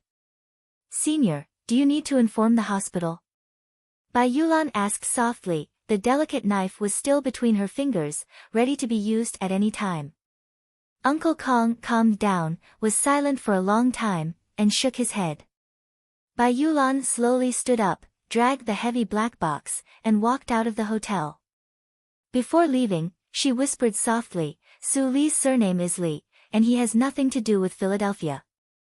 But don't be too angry, he is a guy that even Madman Li could not beat. Even Madman Li could not beat that young man? Hearing this, Uncle Kong's eyes seemed a little perplexed. He looked at Bai Yulan's back as she disappeared into the night. Suddenly, he had the thought of applying for retirement from the old master. This was no longer their era, the Summer Fire Festival holiday was coming to an end, and the people of the Federation were in a hurry to go home and prepare for work. Because of this reason, the night flight from Hong Kong to the Capital Special District was not as quiet as usual, and it was full. Su Lu had left in too much of a hurry, so Bai Yulan had to book a first-class ticket for him. Sitting in the spacious and comfortable seat, listening to the music and accepting the service of the delicate stewardesses, Su Li's expression was calm as he softly thanked them. He no longer had the youthful and uneasy feeling he had when he first arrived at the capital ring from the Eastwood region. His age had not increased by much, but his state of mind had changed a lot. This was probably the power of life. A movie about the Enterprise was playing on the screen, but for the first time, Su Lu did not look at the purple-haired girl. Instead, he turned his head to look out the window. He did not think about the conflict at the Peninsula Hotel, nor did he think about the MX Mecca that had made him forget to eat and sleep for the past few days. The plane gradually descended. The white windmills on the distant mountain ridge were incomparably clear under the moonlight. The windmills slowly rotated. Together with the light-absorbing materials all over the capital, they provided most of the energy required by the city.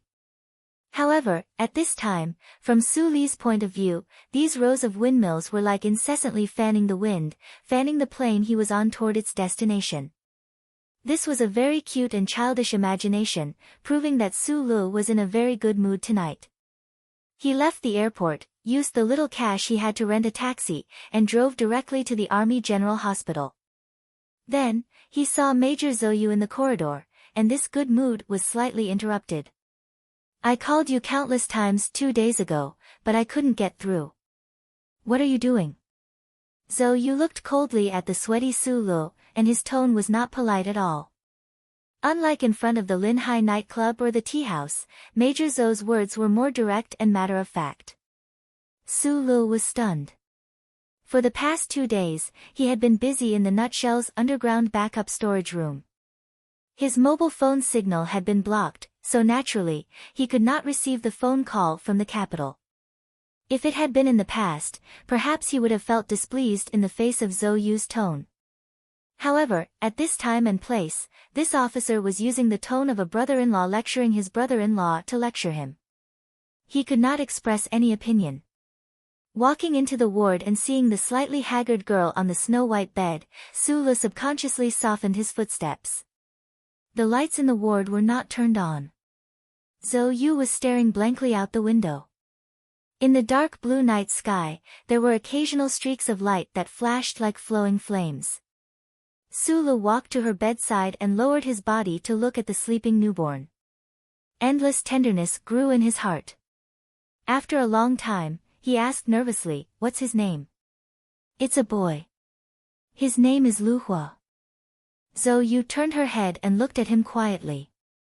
She replied with a smile.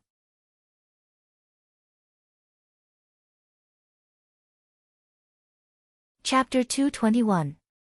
The Federation Hospital strictly prohibited testing the gender of the fetus beforehand. Although not many families cared about this issue now, this rule, like the first charter, had been strictly enforced since many years ago. No medical institution dared to violate it. During these months, Su Lu and Zhou Yu had tried to guess the gender of the little life in her belly, but only he knew. He wanted it to be a girl. Perhaps this kind of thinking was a little rustic and boring, but Su Lu was such a person. Boys were more like their mothers, and girls were more like their fathers. Although he and Zhou Yu were now friends who talked about everything and had a strange relationship, in the end, he still wanted this child to be more like his brother Shi Qinghai. "What's his surname?" Su Lu asked this important question with some difficulty. Zhou Yu laughed coldly and looked at him with a hint of mockery. At this moment, she didn't look like a mother who had just given birth. Instead, she looked more like the cold girl in red in front of the nightclub in Linhai. "What do you want his surname to be?" Su Lu lowered his head and didn't say anything. Only at this moment did he understand how unfair it was to Zhou Yu that he wanted to leave his bloodline for Mr. Shi. "Fill in your name in the father column. This can always be changed. As for the surname, use mine for the time being." After 2 days of rest, Zhou Yu's spirit was much better than when she had just given birth. That was why she had the energy to stare at the streaks of fire in the night sky outside the window. July was the summer of Planet S1. The small celestial bodies in the galaxy would rush into the orbit of Planet S1 like moths to a flame. They would rush into the atmosphere and become a dense meteor shower. Zhou Liuhua. Shi Liuhua. Su Liuhua. Su Lu scratched his head and freely combined the 3 surnames with the name Liuhua. He always felt that it didn't sound good. However, the faint knife scar under Zhou Yu's cheek reminded him that this unmarried mother had courage and determination that no one could match. She might have named her child on a whim, but no one could change her mind. The newborn baby suddenly moved. Zhou Yu looked nervous. She held the baby in her arms, untied her clothes, and began to feed the baby. Su Lu watched quietly from the side. He had no intention of avoiding it. He watched as the girl's abdomen gradually swelled. He watched as this little life grew. Although he was not the child's biological father, deep in his heart, there was still a feeling of gentleness. His relationship with Zhou Yu was very strange. There was no romantic relationship between the two of them, but they seemed to be able to reveal their truest thoughts to each other. Just like at this moment, he forgot to avoid it. Zhou Yu didn't seem to have any extra thoughts of being shy. In Su Li's eyes, this girl was just a mother, not a woman. In Zhou Yu's eyes, Su Lu was more like a close friend, not a man. The child had already been born and needed a father. The Zhou family couldn't allow such a life to exist without a name. Su Lu gently clenched his fist and asked softly, "What should we do next?" Hearing this, Zhou Yu still turned her body slightly, but there was a trace of coldness on her face. She said mockingly, "Marrying a blockhead like you is not the life I imagined." Su Lu knew that she was speaking the truth. He shrugged helplessly and couldn't say anything else. At this moment, the door of the ward opened and a nurse walked in. She tilted her head slightly and looked at Su Lu. She exhaled heavily and said, "You're Su Lu." Like a prisoner, Su Lu rubbed his hands nervously, stood up, and nodded. "Your wife is giving birth. Where have you been these past few days? Do you know how many things you have to do?" The nurse, who was in her 30s, looked at Su Lu with furrowed brows. She knew that the woman in the ward was a family member of a big shot in the Federation, but at this moment, looking at this young father, she couldn't help but feel angry. The father of a newborn in the Federation did have a lot of things to do. Su Lu carried the child and walked towards the end of the corridor under the nurse's guidance. At the end of the corridor was a small pink room full of fairy tale colors. However, in the middle of the room, there was a room that seemed to stand out. Su Lu glanced at Zhou Yu's citizen number on the electronic form. After a moment of silence, he wrote down his own citizen number. The newborn baby was put on an identification ankle bracelet and was carried into the pink room by the nurse. He leaned against the transparent glass window and looked at everything in the room nervously. This was a room that every hospital in the Federation had. Other than the birth parents of the newborn, no one else could go near this room. The newborn baby, who seemed a little uncomfortable because of the interruption of breastfeeding, lay on the soft blanket and moved the red carrot's arms and the white carrot's legs with some difficulty. It had no idea what was hidden under the blanket and on the workbench. Su Lu looked at this scene nervously. He knew that when he was born, he had also gone through this procedure. Moreover, everyone in the Federation was already used to this. However, he, who had experienced so many things, was the one and only existence in the Federation. Therefore, he felt endless worry. Time passed very quickly. The newborn, who had been named Lu Hua, was carried out by the nurse. Su Lu immediately looked at the skin on the back of the little guy's neck. However, he did not see any wound. He hugged the child tightly, as if someone wanted to take him away. The child started crying. Su Lu hugged him even tighter. He stared into the nurse's eyes and said, "Why is he crying?" "Because you are hugging him too tightly." The nurse looked at him unhappily and said, "Go to the police station for a microchip verification within half a year. Then register your name." Su Lu asked curiously, Are you also a staff member of the Bureau of Proclamation?" The nurse ignored him. Su Lu could only carry the child alone and walk along the long corridor to the ward. He knew that Lu Hua, who was in his arms, was already different from when he was born. A brand new microchip had been implanted behind his neck. Su Lu subconsciously felt a chill. He felt that a certain part of his neck was starting to heat up. Back in the ward, Zhou Yu did not feel anything strange. In the Federation, everyone would be stabbed when they were born. This was just a more common saying. In reality, no baby would feel pain. Probably only Su Lu, who had been brought up by Uncle Fengyu, who was a freak who could replace the microchip behind his neck, would be so nervous about such a thing. The ward was still dark. Zhou Yu hugged the child and lay on her side quietly. Su Lu sat beside her. After a long silence, Zhou Yu suddenly said in a low voice, "I don't know if that person is still alive." Su Lu knew who she was asking about. Perhaps Zhou Yu and Shi Qinghai did not have any feelings for each other. However, she had a child now. An unmarried mother who had just given birth was the most sensitive and vulnerable time. Su Lu looked at the girl's messy hair. Suddenly, his heart ached. He said very seriously, "Don't worry. I will find him.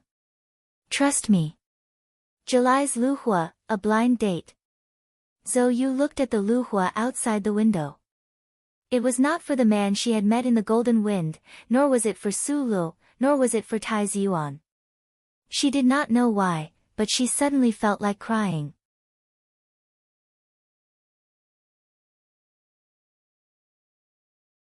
Chapter 222. The air conditioning system in the ward kept sending cool fresh air into the room. The night sky shone in through the window. Su Lu sat quietly on the other side of the bed. He smiled and thought to himself that she was indeed the daughter of a minister. The delivery room actually had a hint of nature. Zhou Yu's back was facing him now. The soft silk blanket was draped around her waist. Her hair, which was like a waterfall in the past, had already turned back to black. It was carefully tied up and draped over the snow-white pillow. The contrast between black and white revealed a trace of quiet elegance. Su Lu looked at her and thought to himself that this was her true age. It was just that she was so young, but had already become a mother. He could vaguely feel that the other party's feelings were somewhat complicated. Unable to see the girl crying silently, Su Lu felt a little tired after the joy.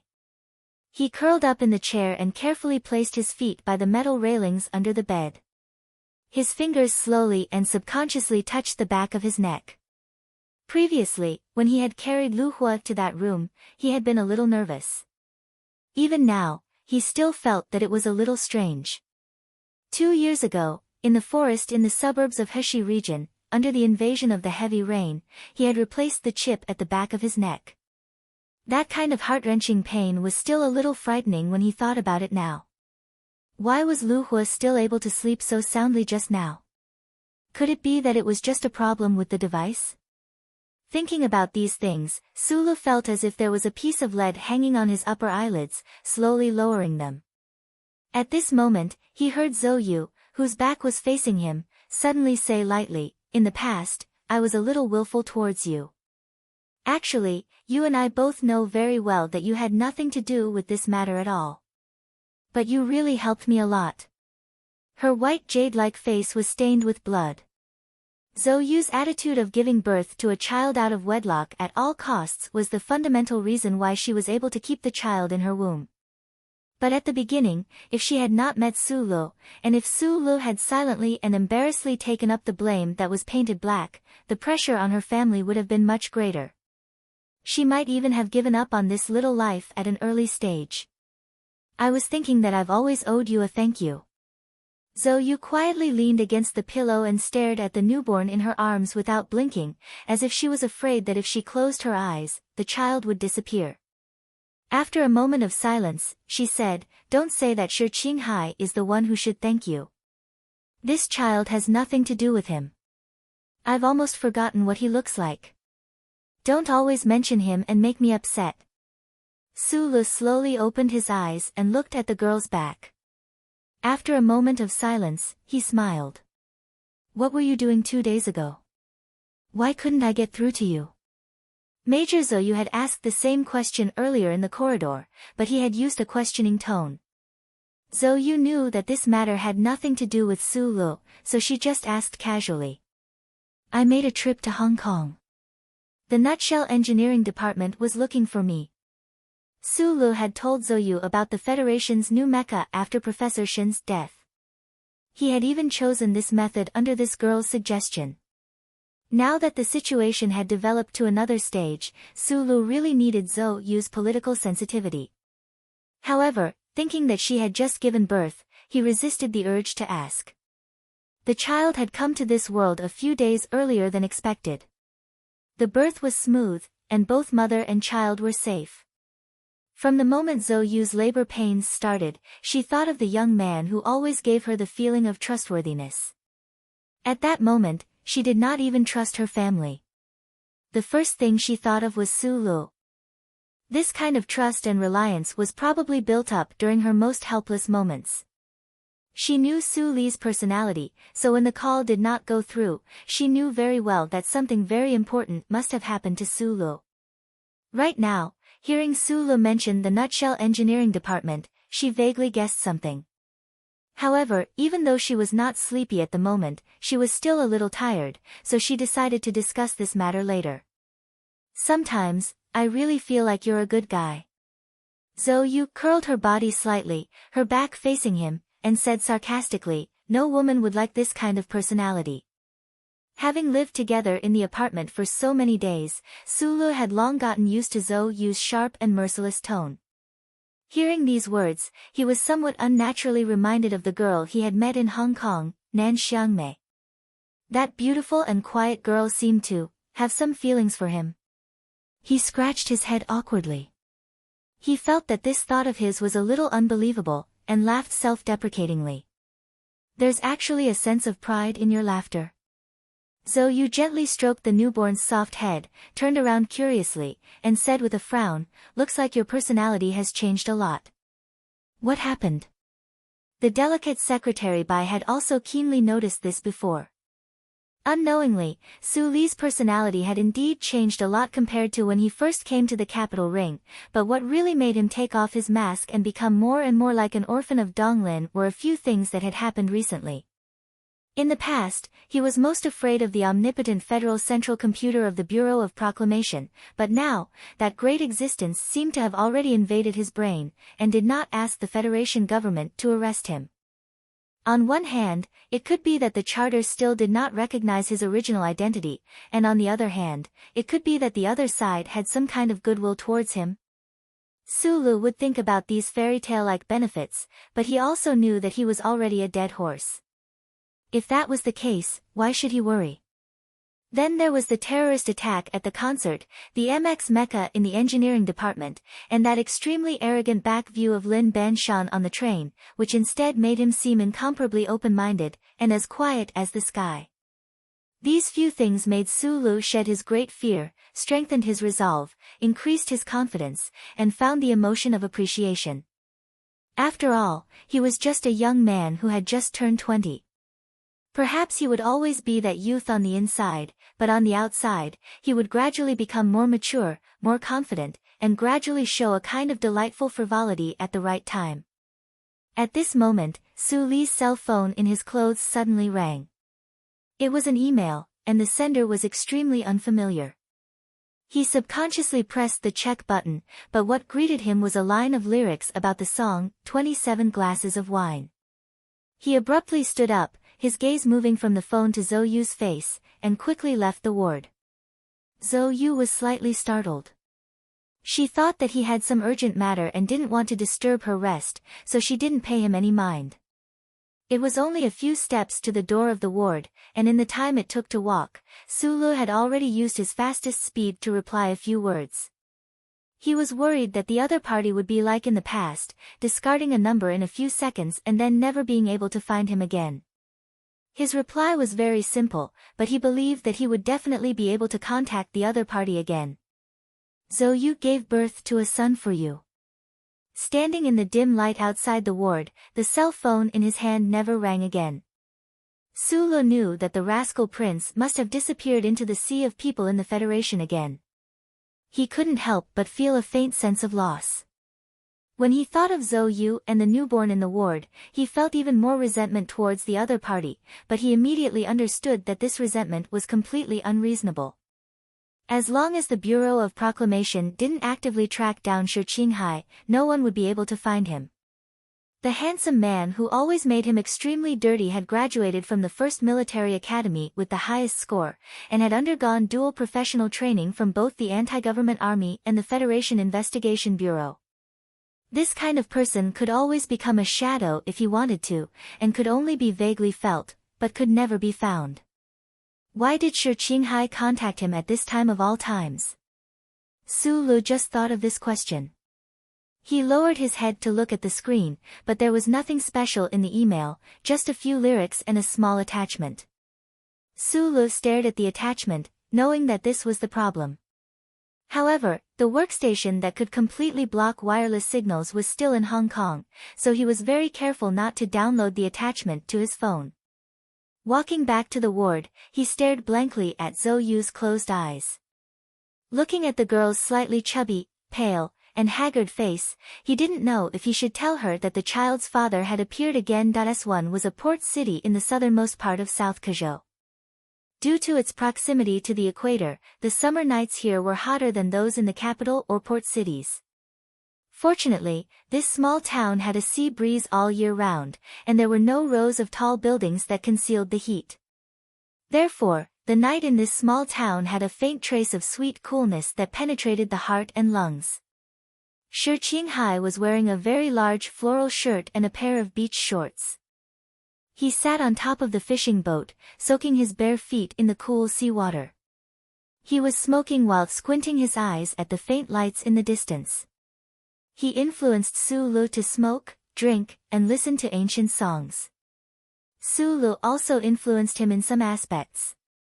For example, when thinking about things, they both liked to squint their eyes to the extreme. However, when Shi Qinghai squinted his peach blossom eyes, he looked even more charming. If a woman saw this, she would probably faint.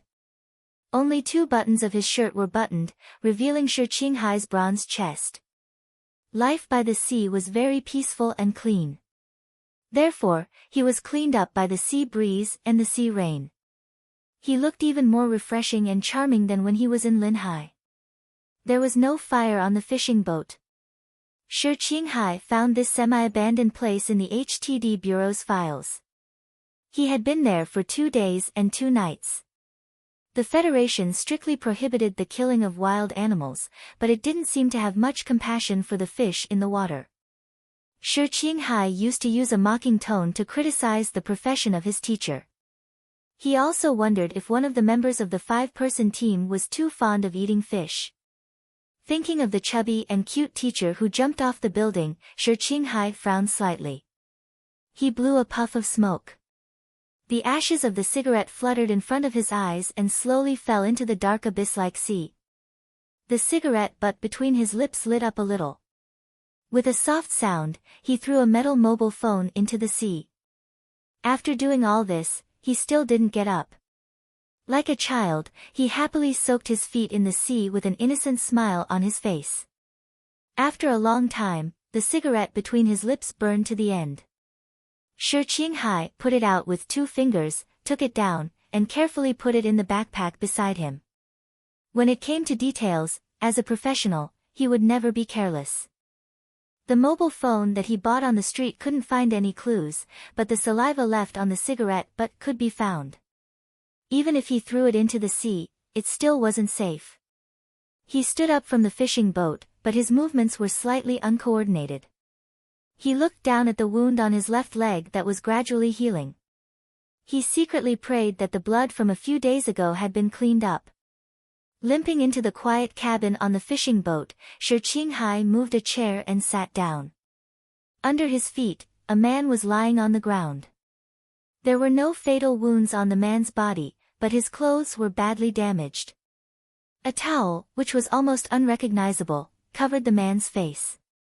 The slightly cold sea water was sucked up from the sea by a thin pipe and was constantly pouring on the towel. This was the most notorious water torture of the Federation Investigation Bureau. On the one hand, it could avoid the angry members of the Federation Management Committee who waived the Human Rights Charter, and on the other hand, it could cause great harm to the person being tortured. Shi Qinghai had already become a wanted criminal in the Federation. Naturally, he didn't care about the members of the Federation Investigation Bureau and human rights like he did in the Federation Investigation Bureau. He chose to use this method to extort a confession purely because there were only a few simple things that could be found in the abandoned fishing ground. The seawater and the towel were extremely simple, but also extremely cruel and beautiful. The seawater kept flowing, and the man under the towel kept twitching. He wanted to breathe but couldn't. He had already had the illusion that he was about to drown countless times. Shi Qinghai looked at the painful man under his feet with a calm expression. He didn't have the perverted emotion of enjoying other people's pain, nor did he have any extra sympathy. After the interrogation of the middle-aged man in the synthetic sweater in the apartment, it was obvious that Senator Macklin's office was alerted. All the people who were in contact with the middle-aged man strengthened their own protection. The man under his feet was actually an important person who secretly provided some dark services for Senator Macklin. Of course, he had never seen Senator Macklin's face. He had only seen the middle-aged man. Shi Qinghai had planned to wait for a while in South Kazhou before making his move. However, the concert attack suddenly happened, and the entire Federation felt a little restless. He knew that Macklin had sped up and he couldn't wait any longer, so he took the risk of kidnapping the man. However, facing the opponent's well-prepared defense system, he still suffered some injuries. He pulled the towel off the man's face and kicked open the water pipe. The man finally came into contact with the air. He took a deep breath as if every breath he took was the last one in his life. His face was deathly pale, and the corners of his eyes and lips were swollen from being soaked in seawater. He looked extremely miserable, and his original appearance was almost unrecognizable. "I've told you everything. Just give me a quick death." This kind of professional never expected to live in front of Shi Qinghai. Shi Qinghai didn't pay attention to him. He just packed his luggage, walked to the side of the fishing boat, and pulled open the almost rusty connecting valve. The man lying in the pool of water showed endless fear in his eyes. He knew what Shi Qinghai was going to do. The fishing grounds in South Kazhou were long gone, and it wasn't a famous beach in the Federation.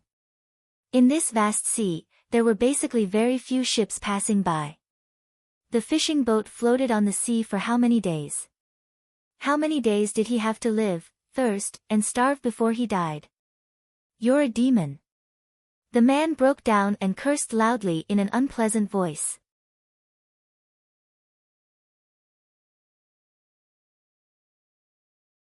Chapter 223.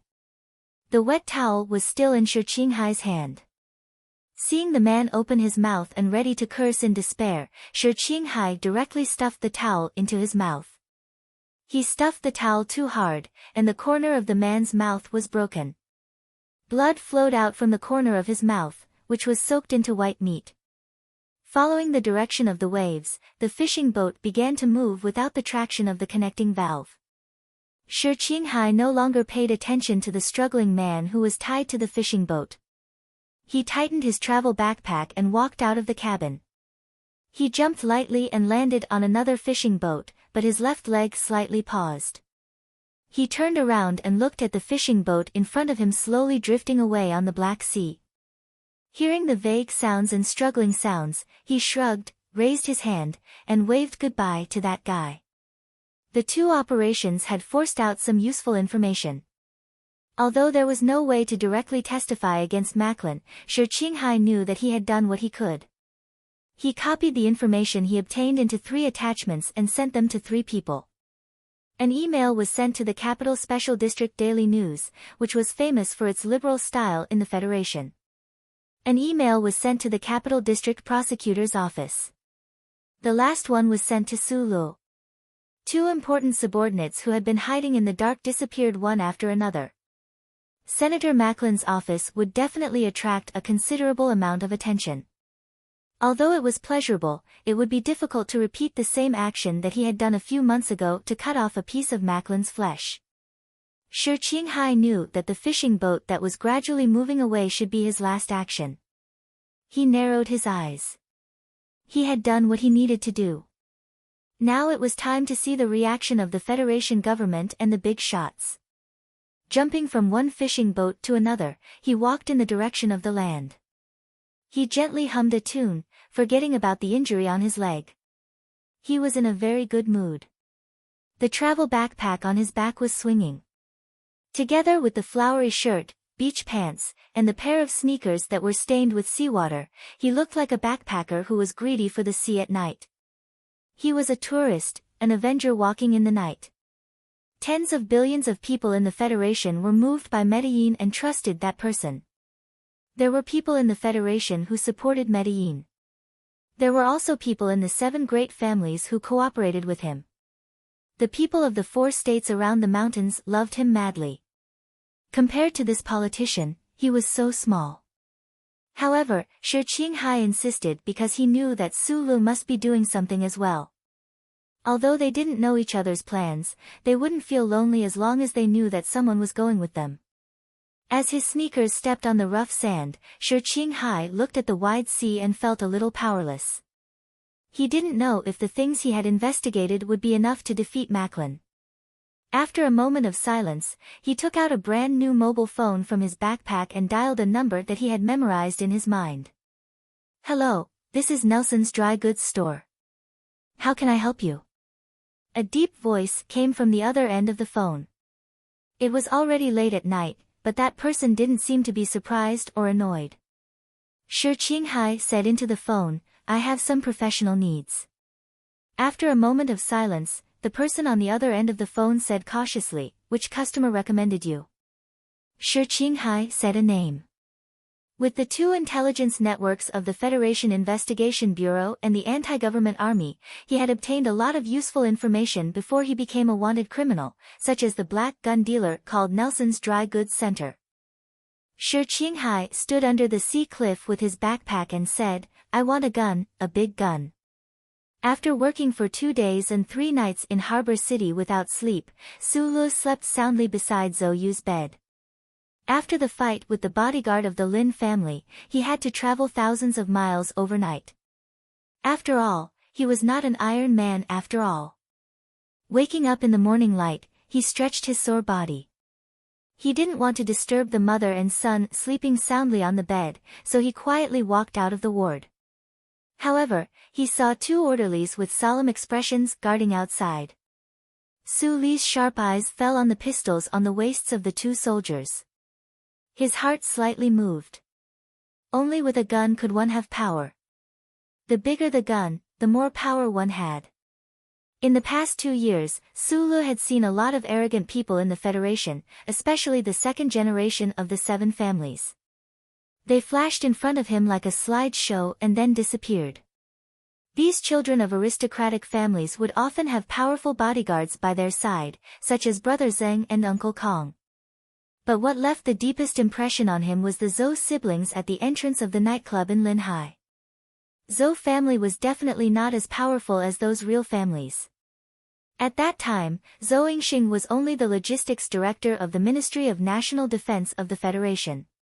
However, such a pair of siblings dared to use guns on the street with plainclothes soldiers around them. They were really fierce to the extreme.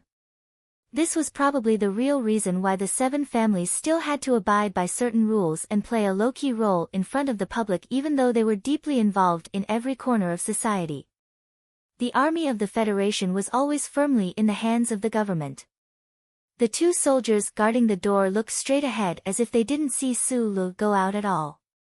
Su Lu rubbed his head and had a little doubt. Although Zhou Yu's father was a popular candidate for the next Minister of National Defense of China, she was giving birth to a child. How could she be qualified for 2 active soldiers to stand guard? This was the Army General Hospital, so soldiers were common. However, the news media in the capital had always been pervasive and merciless. If this matter was reported, Deputy Minister Zhou would be under a lot of pressure. With the other party's political wisdom, he should have noticed this. "You're up. Go in and eat breakfast first."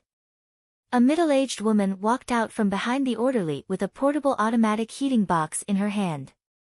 The traces of age were very clear at the corners of her eyes, but she took good care of herself. It was hard to tell how old she was. Su Lu was slightly stunned. Looking at the woman's facial features that seemed to be distinguishable, he immediately guessed who she was. However, he didn't expect her to speak to him in such an amiable tone. He quickly took the box in her hand, bowed his head and said, "Good morning, Auntie." "Madam, the general is waiting to see him." The orderly next to her lowered his voice and reminded her. "I said to talk after breakfast. He just came back from out of town. I'm afraid he hasn't eaten in a long time." The madam looked at the orderly and said softly, Only then did Sulu understand why there were two orderlies standing at the door of the ward. This breakfast was not very comfortable. Zhou Yu's mother's smile was very sincere, but it was this sincerity that made him a little flustered. It seemed that other than the shrewd general in the Zhou family, whether it was Zhou Yu or this madam, they all saw Sulu as a real son-in-law or brother-in-law. After meeting Deputy Minister Zhou at the Milky Way Public Cemetery, the Zhou family seemed to be less concerned about Zhou Yu's accidental pregnancy. Even after Zhou Yu moved back home, her mother often talked about why Sulu didn't come to visit. It was not the kind of nagging with resentment, but the kind of nagging with curiosity. After meeting her today, this minister's wife was indeed completely different from what Sulu had imagined. She was more like a housewife commonly seen in small towns. While Zhou Yu's mother went to do something, Sulu wiped the cold sweat on his forehead and looked at Zhou Yu with a bitter smile. Lu Huo was still asleep. Zhou Yu leaned against the bed and drank her porridge expressionlessly. She said, "My mother joined the army when she was 16 years old and has been working in the General Assembly base. She has done logistics, medical treatment, sanitation, and everything. Anyway, she has been moving with my father and has developed such a personality. I think she has gone to find some old colleagues to chat. She seems to have a few old friends who are directors in the General Hospital. She didn't think that if my father had not become an official, those people would not have cared about her." These words were unpleasant to hear. Sulu narrowed his eyes and was about to lecture Zhou Yu like he did in the apartment when he suddenly remembered that she had just given birth and was in a sensitive period. It would not be good if he lectured her until she became depressed after pregnancy. He put the finished lunch box in the toilet attached to the ward and said goodbye to Zhou Yu. Then, he left with the two orderlies who had been guarding him. At this moment, he would rather face the Deputy Minister of National Defense, who was powerful and had no idea how he would deal with him, than face the minister's wife who was so passionate and treated him as her real son-in-law. The two orderlies escorted Sulu to a military vehicle as if they were escorting a criminal and left the Army General Hospital. The military vehicle did not drive for long before it stopped in front of a guest house that stood alone in the depths of Linyuan. Yunho Guest House was the federal military's exclusive reception venue. For countless years, countless war orders had been issued from this conference room. The shady green trees and cool morning breeze made the capital's summer around the guest house retreat. Sulu stood in front of the guest house and couldn't help but narrow his eyes. He didn't understand why Deputy Minister Zhou wanted to see him here. Recently, the Joint Chiefs of Staff were holding a meeting. The chief didn't have time to leave the guest house. One of the orderlies guessed Su Li's confusion and explained. The Joint Chiefs of Staff was an important organization used by the Federation government to plan for military-related issues. Nominally, it belonged to the Ministry of National Defense, but in reality, the chairman of the Joint Chiefs of Staff was personally appointed by the President. The current chairman of the Joint Chiefs of Staff was the commander of the 1st Military Region, General Miles. It seemed that the Federation government was preparing for something, but it was not clear whether it was to deal with the anti-government forces in Mountain S2 or the increasingly tough stance of the Empire. Sulu narrowed his eyes. Under the guidance of the orderlies, he entered the annex of Yunho Guest House and came to the door of a room. Reporting to the chief, "The person is here. Come in." The heavy solid wooden door slowly opened. A thick red carpet was laid out under his feet. A secretary-like person in casual clothes smiled at Sulu, led him in, and then closed the door behind him. A general's uniform was casually placed on the table. 2 stars shone in the dark. Zhou Yingxing, wearing a plain white shirt, sat on the light, old-fashioned sofa. He wore a pair of glasses and carefully read a document. "You're tuning in to the Blissful Bookshelf YouTube channel. We're so grateful for your support and don't forget to subscribe to join us on this incredible journey through captivating stories. Your generosity through donations truly makes a world of difference, as it's the primary source of revenue that allows me to expand and enhance this channel for you. Thank you from the bottom of my heart for being a part of this adventure.